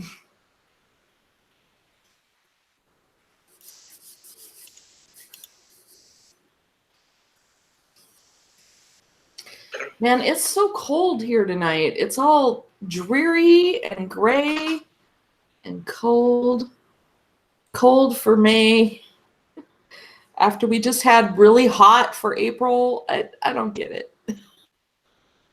Hot for May, too, for that matter. We had some 80-degree days. Yeah, we had a beautiful week. It was great. Beautiful weekend. I got a nice one, but the May long weekend, it always rains here. And true to fashion, it's raining, and it's been raining all week. Been a few days here, but it's also had like moments of sunshine, and just when you think, oh, good, it's gonna clear up. More rain. No. Yeah. And then it's been really, after, it's been getting so much lighter. It's been so much lighter later. And then all of a sudden you get a day like this and it's like, wow, I need my headlights on the way home from work. And Yep.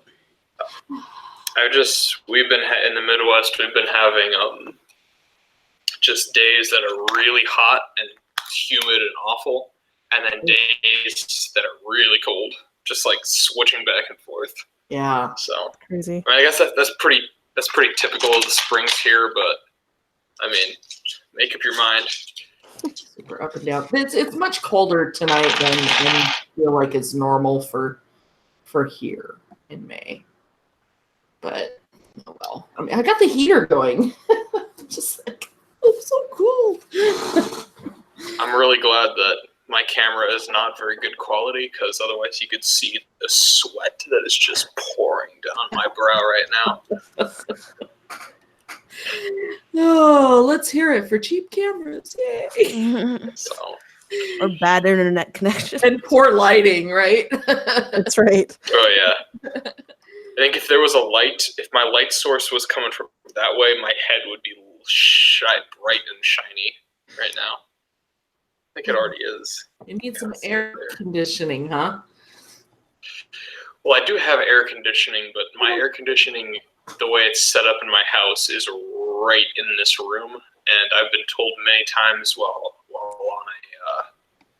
on Skype or Hangouts that it's very loud on the connection. So I can't run my goddamn air conditioning during games. But it's fine. I hear YouTubers say that a lot, like that they don't have, like they're getting really hot because they can't run their air when they're filming. It's like, no thanks. Yeah. I don't live where air conditioning is a requirement. But I don't know. It's fine. You get used to it. So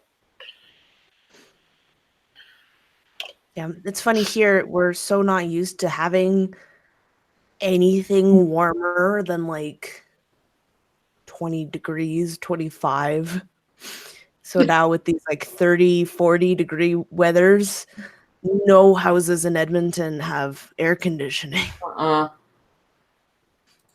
So Yeah. it's just like take the coldest shower you can and just like don't. Yes. And so when you actually get a hot day, you're really, yeah. And that's kind of how it is here too, as you noticed, I'm sure, on your visits. Doesn't get hot here that often, so most people don't have it. More people are getting it now, but I live in a nice And little I'm sunny sorry. belt of the sunny belt of Canada. So we actually do get really hot. So most people do have air conditioning here. So oh, lucky you. yeah. That's really funny too, considering how much further north you are than I am. But Yeah, it's yeah. but I guess just the way like the weather patterns and stuff, we get really hot. Huh. That's so funny. Oh, there he is. All right. Okay, so we are all back, and we will continue.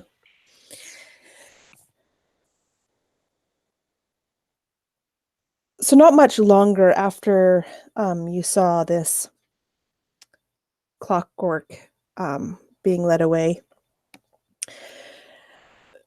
the carriage kind of rumbles to a stop. And as you pile out, you are greeted with the scene of just like utter devastation. There used to be a beautiful building here, and now what's left is a burnt out husk, charred rubble, barely resembling any sort of building. You guys have arrived at the Cygnet.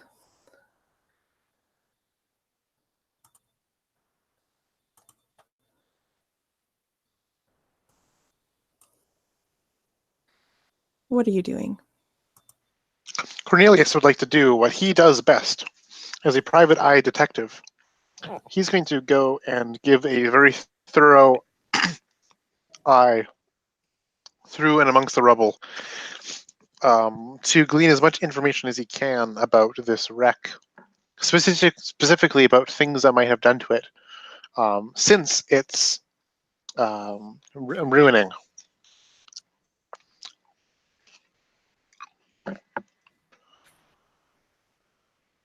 Okay, you want to start kind of at the entrance there and see what you can see. How intact is the ruin? I'm imagining like just a leveled and collapsed place. No, not quite. So what you got is you have part of it back where the stage area would have been is probably like the roof is missing. There's a few timbers of the walls left.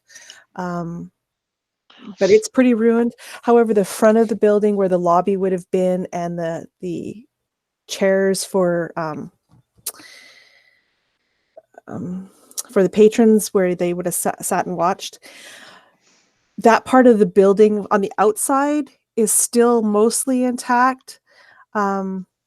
But as you go inside, you can see that it's been completely gutted, like nothing really lasts. But some of the building was actually made of metal, so that is still standing and probably is what is holding up the majority Gotcha. of this here. So he will enter the building and then do the things that I described earlier. He'll enter it and go, even like to the dismay of his companions if they wanted to keep like a closer eye on their vigilance or whatever.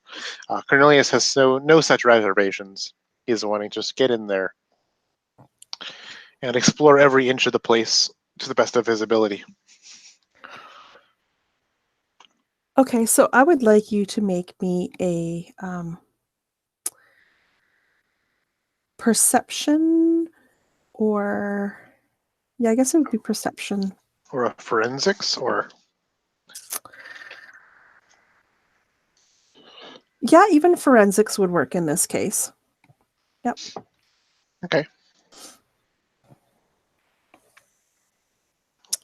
So that's going to be for what you're doing. I would say, yeah, difficulty 2. okay. 2 success. 2 success. So what you notice is that you would have expected in a building like this size with as much of the structure that is actually left, you would have expected to have found remnants or signs of what's the word I'm looking for, of squatters, like people who don't really have homes, so they would have come here and made this their home. Yeah. But for some reason, you do not see any evidence of somebody making a home here, like trying to live here, using it as shelter, nothing like that. And in fact, you see very little evidence of even like animal life being in this area. I mean, there's the odd, you can definitely tell like the rats have been in here, but There's not a bunch of stray cats, as you would imagine, or yeah, it or seems whatever. actually pretty empty for what you would have expected for most buildings that have been left for a year untouched, unused.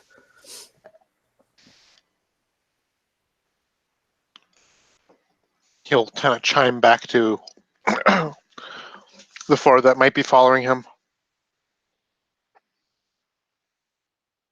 This place here has no residents. I, for one, if I did not know its history, would jump at the opportunity of living in these walls, given if I have no other options. Those people exist, and yet here they are not are.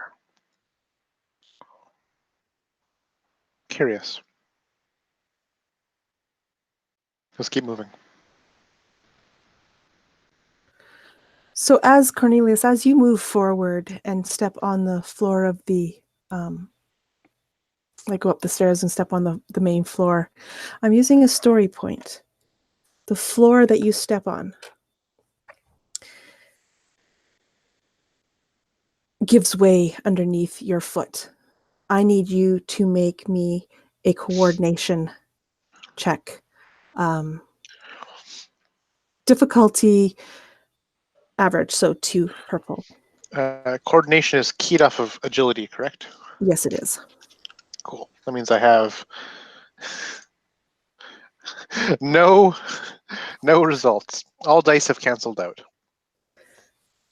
All right. So you find yourself stepping down, and instead of on solid surface, you fall into the floor. The floor gives way beneath you, and you are going to take 4 points minus your soak wounds as the splinters and wood are gouging your leg. Thankfully, I've got very thick pants that brush aside most of these wounds. I only take 1 wound from this. But I think I imagine my clothing has kind of been ripped, or at least from this all. And I'll kind of yell out, "Hey, seems I have misstepped a hand." Harmony would actually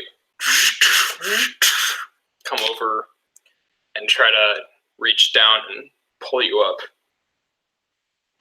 And almost as if you weren't there, Cornelius will look around you. Can I have a hand, please? Talking to the 3 other humans. Harmony's offering you one right there. Take it. She's the strongest of the bunch. She'll have no problem pulling you up. And I look at Harmony, got to roll my eyes like, oh, brother. Harmony turns her head sideways. She doesn't have a mouth. She only has 2 eyes, and they look inquisitively at you. Sometimes he's so silly.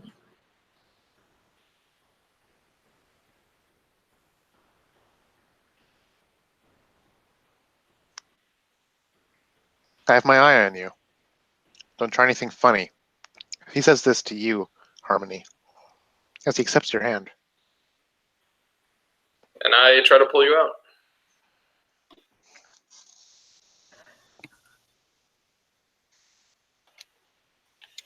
If you want to roll, you can roll an athletics check, but I will not make you on this one because with your stature, I know you can pull them out. But if you'd like to and risk the good or the bad, go for it.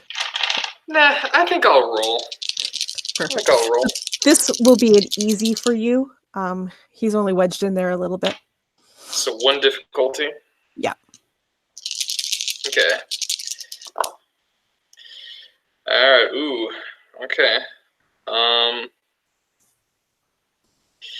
unfortunately, that's 1 success and 4 advantages. Okay, so you do manage to pull him out, and you can describe what you'd like to use the advantages for. The advantages, I'd say, are more, I'm able to put him up and drop him off on a place where there is, I'm able to maybe kind of judge the ground enough to just put him down in a place where he won't fall again. And just have like a guaranteed success in that, maybe. Absolutely, and not only that, it actually seems very gentle for him, and as maybe Cornelius is dusting himself off and standing up, he hears Harmony say, "Blighted cargo."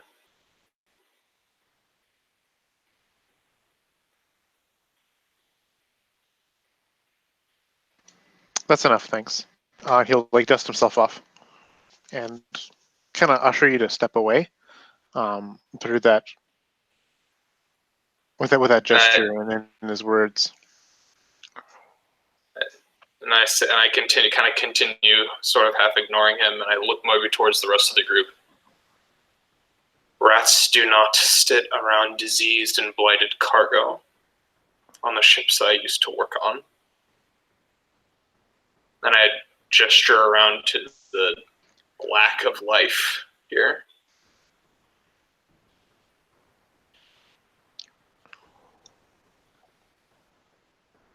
Let's just keep looking so we can get out of this place as quickly as we can.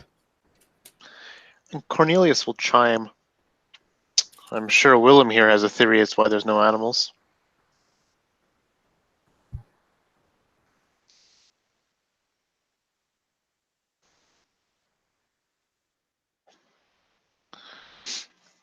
And he will. That's almost like a rhetorical statement, as he kind of just dusts himself off, shrugs at the rips in his pants, and keeps on going. A little bit more cautious of foot than before, but not actually too much more than that you might expect from someone who just got their leg wedged in some broken floorboards.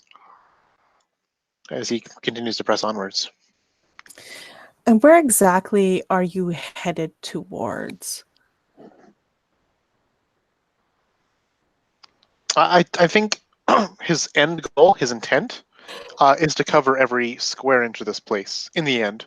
So I think that where the direction he goes from here is, I guess, almost a little bit irrelevant, or he'll just pick one willy-nilly if there's a fork in the road, just noting the fact that there was a fork in the road and he'll come back to the other one later, kind of thing. So what you've got it's quite a big area, quite a big building. So you have the lobby area, which was where you were, excuse me. And then you've got some stairs up, and then you've got more stairs that go up into the balcony kind of areas that would have been around. Those look quite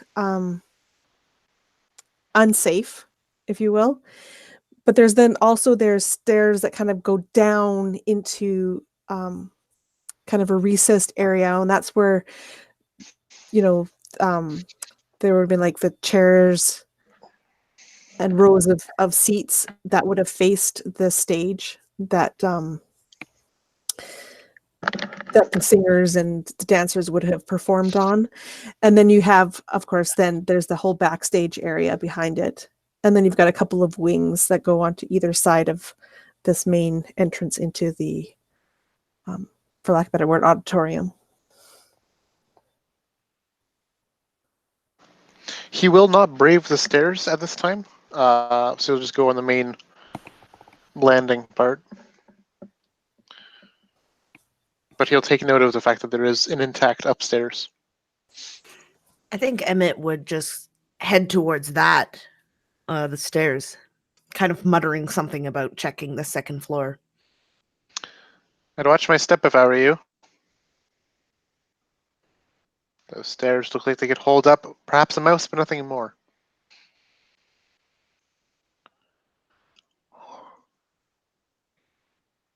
Emmett just kind of nods and does like a little hand, like a almost a dismissive hand wave as he, like kind of like, yeah. And he And a little smile creeps on Cornelius' face as he kind of stops in his tracks and watches Emmett go up the stairs. Half kind of like spotting him to help him if he falls, but the other half is just willing to watch in utter amusement if something bad happens.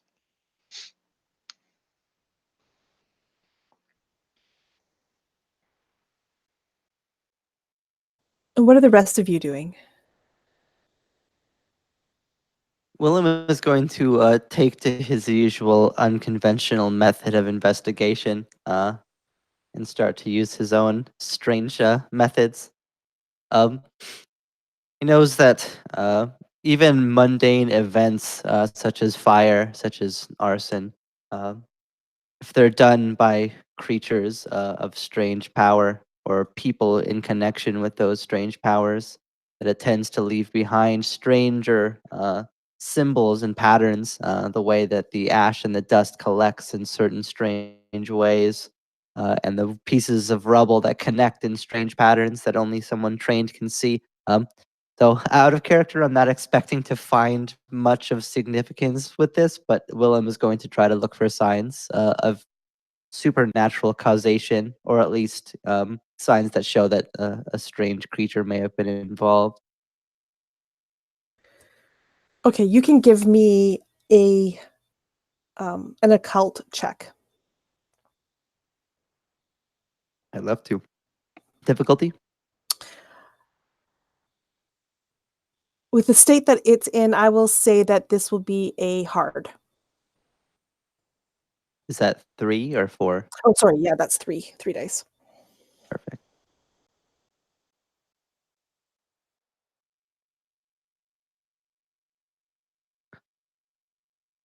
All right, that is a success and a threat.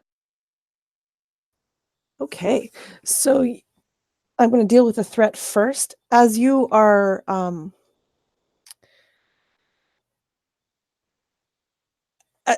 rummaging around and trying to ascertain if there was anything occult that was happening here, you accidentally slice your hand on a piece of jagged metal that was kind of hidden, and you will take 1 wound that goes through the soak. So we'll just take 1 wound. But you do notice that while the fire and all the damage that's around seem incredibly mundane, there doesn't seem to be anything of the supernatural at all. You do feel that there is something here.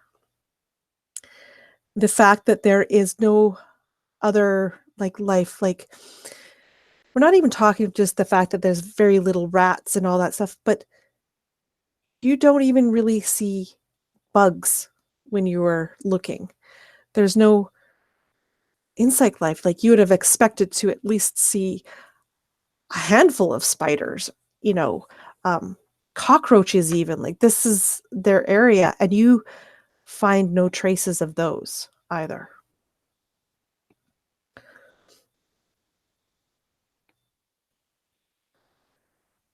What's Gertie doing? Yeah, Willem would. Oh, sorry. Sorry. Go ahead.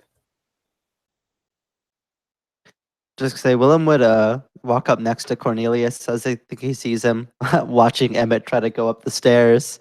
And then he'll just kind of like lean in and say, "Something curious here. Seems to be nothing alive, and not just the people here who fell, but it's not a single rat, not even a spider or an ant. It's literally desolate, other than the 5 of us. It's strange. There's no other signs of foul play, at least beyond the fire. Like he'll expect Cornelius to like understand that he means supernatural, whether or not he does. But still, something's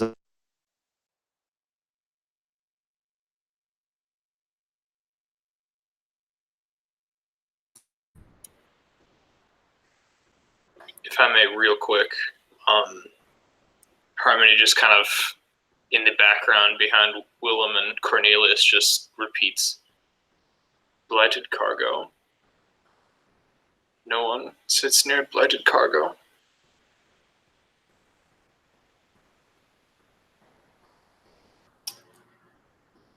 Gertie will she's kind of looking for hidden places. Closet, coat room, storage. Since there doesn't seem to be any obvious signs of inhabitation or anything, in the really obvious locations, she starts looking for potential hidden ones. On the main, as she works her way through the building in the main areas, she's not going to try to go upstairs right now or anything.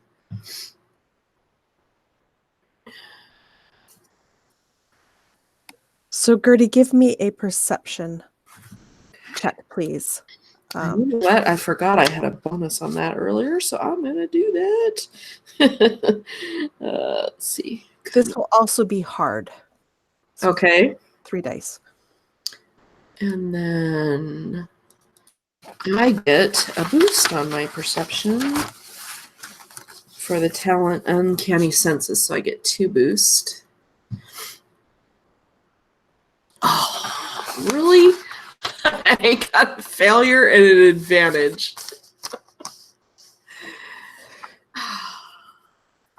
I'll let you deal with the advantage. What you'd like to do with that, but you do not find anything. You see the coat check room where people would have hung their coats. It's gutted, but it was open and there's nothing in there. And what do you do with your advantage? Let's see. I think actually I'll just leave that as a boost for the next person. Okay. That will actually bring us to Emmett, who is trying to climb these stairs. Emmett, you get about, I don't know, a half a dozen or so stairs up, and you place your foot, and the board beneath is rotten. I need you to make a coordination check. You will get a boost because of the advantage from Gertie. Okay. Maybe as she was looking, she made you look. The sound that she was making made you look at the last second, just as you were placing your foot. So you have kind of a bonus to try and stop yourself from actually stepping down on it. Okay. And what's the challenge? This will be an average. So 2. Oh my goodness. Not 1 failure and 2 advantage. All right. So you, unfortunately, do put all of your weight onto that step, and you find yourself falling down. what would you like to do with your 2 advantage before we deal with the fallout?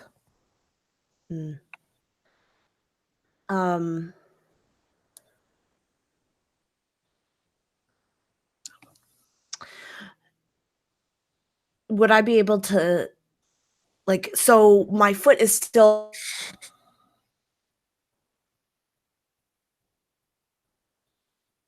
Oh, I lost you.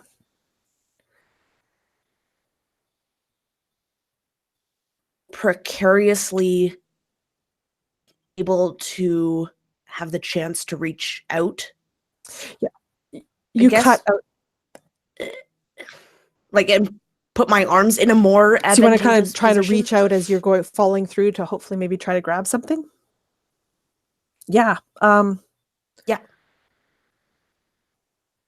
Sure. I will give you a chance to roll your coordination again to see if you can grab onto the railing or anything, and you will have a boost die from your advantage on doing so. Yes. Still 2. Yeah. There we go. 1 success. Okay, and 1 so this advantage. time, so you are falling through the stair, but you manage to reach out and grab the metal railing that is going up the stairs, and you are now dangling from them. You're going to take 4 wounds minus your soak as you are falling through the stairs, as it's kind of gouging into you, the wood splinters. Okay. Luckily, I don't know, I suppose he has a little bit, even though he's, I guess, so your soak, sorry, because I don't have my heavy clothing jacket on, because I'm wearing someone else's clothes, would that I would change say my soak value? it might, but I would say that whatever clothing you borrowed would also would have been like an effective replacement for what you have. So you still have Okay. that. Yeah. Well, it just so happens that this guy's shirt gave me no damage. So it's ripped to shreds now, Yeah, or whatever. It's got this big slice in it. You also have an advantage left that you can. I'll just give it a boost to the next person. Okay. Emmett just fell through the stairs, and he is dangling. Well, from your vantage, you can't actually see where he is. He is hanging from the railing above you, and his body is going down into the stairs that are in front of you. There are solid stairs, so you can't see what's happened to him. Cornelius laughs out loud at you, Emmett, and watches you in your kind of precarious situation. Very nice, Corny. Wow.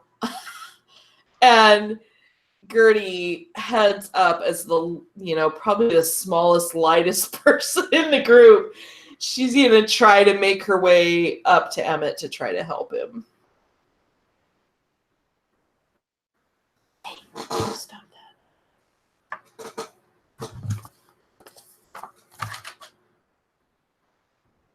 that. So you cautiously make your way up these stairs, and you reach where Emmett is. And you could try to help him if you'd like. It will take an athletics check. Okay. Difficulty 2. I actually have some rope. Okay. So I'm going to get that rope out and I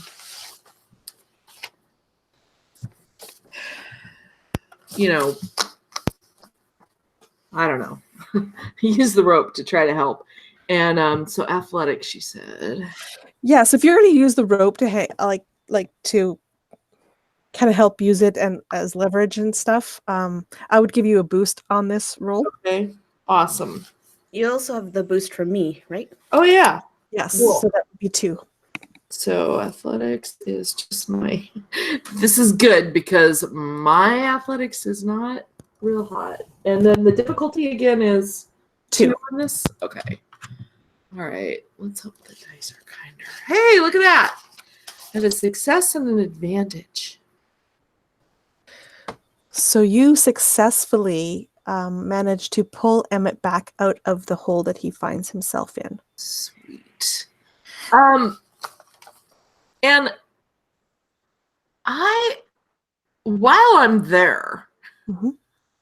I kind of look down into the hole that Emmett just came out of, just wanting to see if there's anything of interest under the stairs. It's a handy place to stash things, you know. It is. Give me a perception roll. This time it would be easy, but with a setback die because of the lighting. Okay. So So it'd be one purple and one setback. Okay. So I get a boost, normally 2 boosts. So I guess I would get 1 boost and the setback would be null. No, you don't. They Or don't still cancel do each other. that. Okay. So not like that's right, it doesn't remove them, it just okay. You just keep So there we adding. go. Oh, look at that though. 3 successes and 5 advantages. I guess I shouldn't have disparaged the roller. Maybe you did, and that's why it's like it felt bad for you.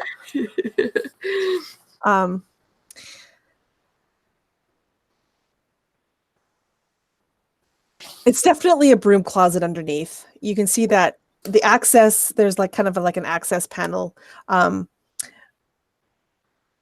If you go into the auditorium proper and then kind of like turn right, you would actually find a door that would lead into this place that Emmett was finding himself falling into. And it really is just like a janitor kind of closet. It's got, you know, the cleaning supplies, or would have if any really kind of Okay. I would say actually it's probably pretty intact if the door is still there. Like these walls weren't as burnt. So there's slight damage you can see, and that's why the floor was a little bit like the stairs were soft in this place. But for the most part, that room down below is fairly intact. Okay. So I will throw the rope, the one end of the rope to Harmony. Hey, Harmony, be my belay me, and yeah, I toss it to her to see. I'm thinking I want to climb down. Will you? Okay. Harmony steps forward cautiously. Well, and it's like Avoid trying. 50 feet of rope, so you shouldn't need to. Yeah, but I grab hold of the rope. Cool. And I'm gonna go ahead and climb down it.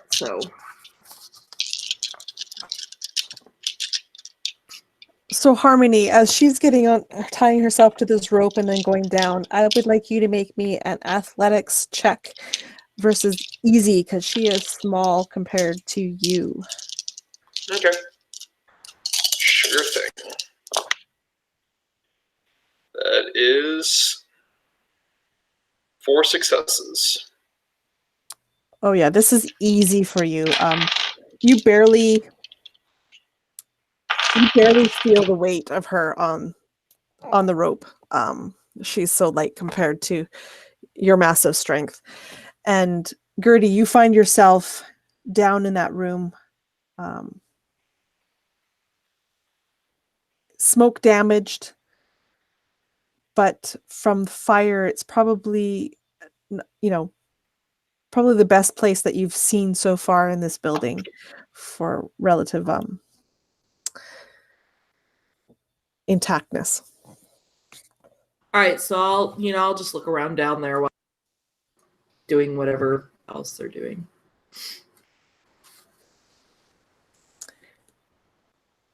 Emmett would have said a thank you to you, Gertie. Just, You're welcome. So what's Emmett doing? Is he continuing up or is he going back down? no, he's gonna try to continue up. He's already over halfway, right?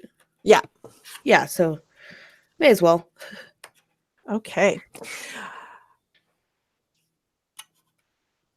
Emmett, you continue up the stairs and you have no more mishaps until you reach the top. And you get to the top of the floor. I just want a different picture.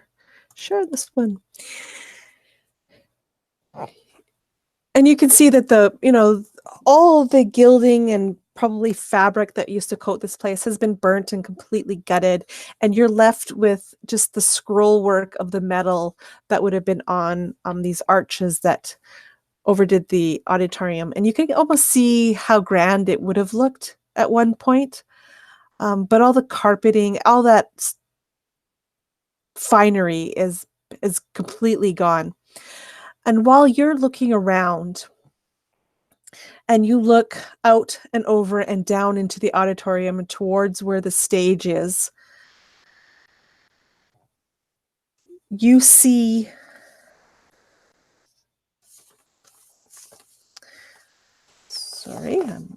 you see a little boy.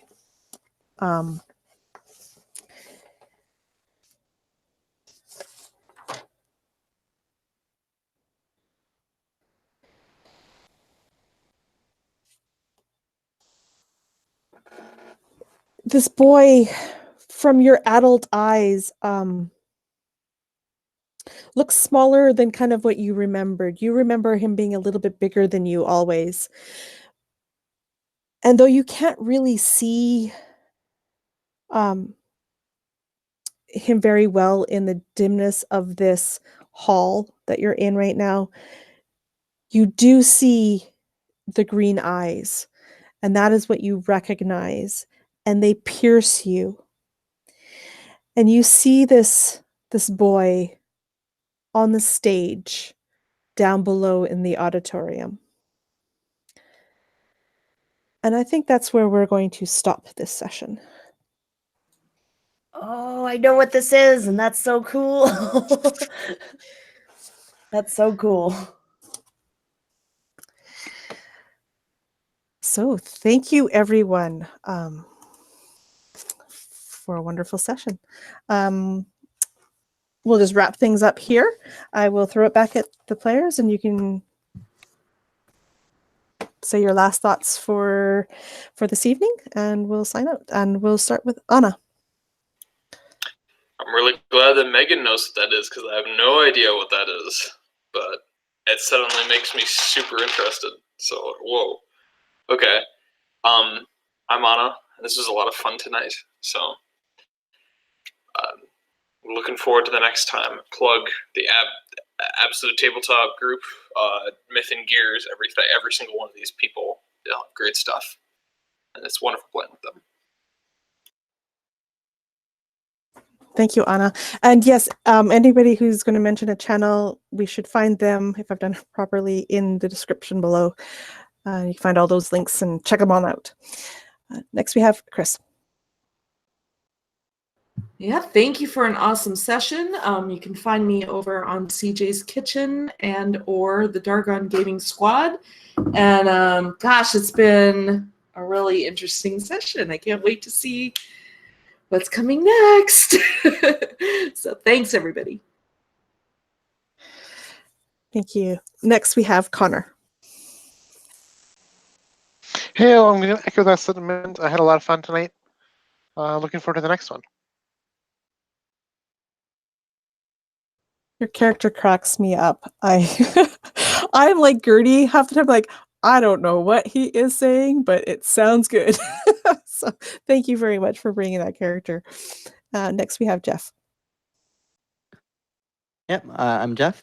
Yeah, I'll echo the same sentiment. It's always nice in a campaign when you can start to hit those couple sessions in and start to really see the characters kind of start to show what they're about in a deeper way than you get at first. So it's really interesting to kind of see the character threads starting to come together, and like the personalities starting to like shine a little bit more as we all kind of get used to everything. Yeah, a lot of fun. Great, thank you. You guys nailed it today with the character interactions amongst you. It was beautiful. Thank you so much. And last we have Megan. Hi, I'm Megan, and yeah, I'm really loving how you're integrating some of these backstories and even some of the, I guess the soft points of all the characters and just adding to the drama and possible attention. So, very good job. Thank you so much. Guys, it's been a pleasure. You guys are always amazing. I love playing with each and every one of you, and I cannot wait for the next session and to see what you guys will do. So with that, thank you everybody for watching. For everybody who will watch in the future, this has been Myth and Gears, and we're going to sign off.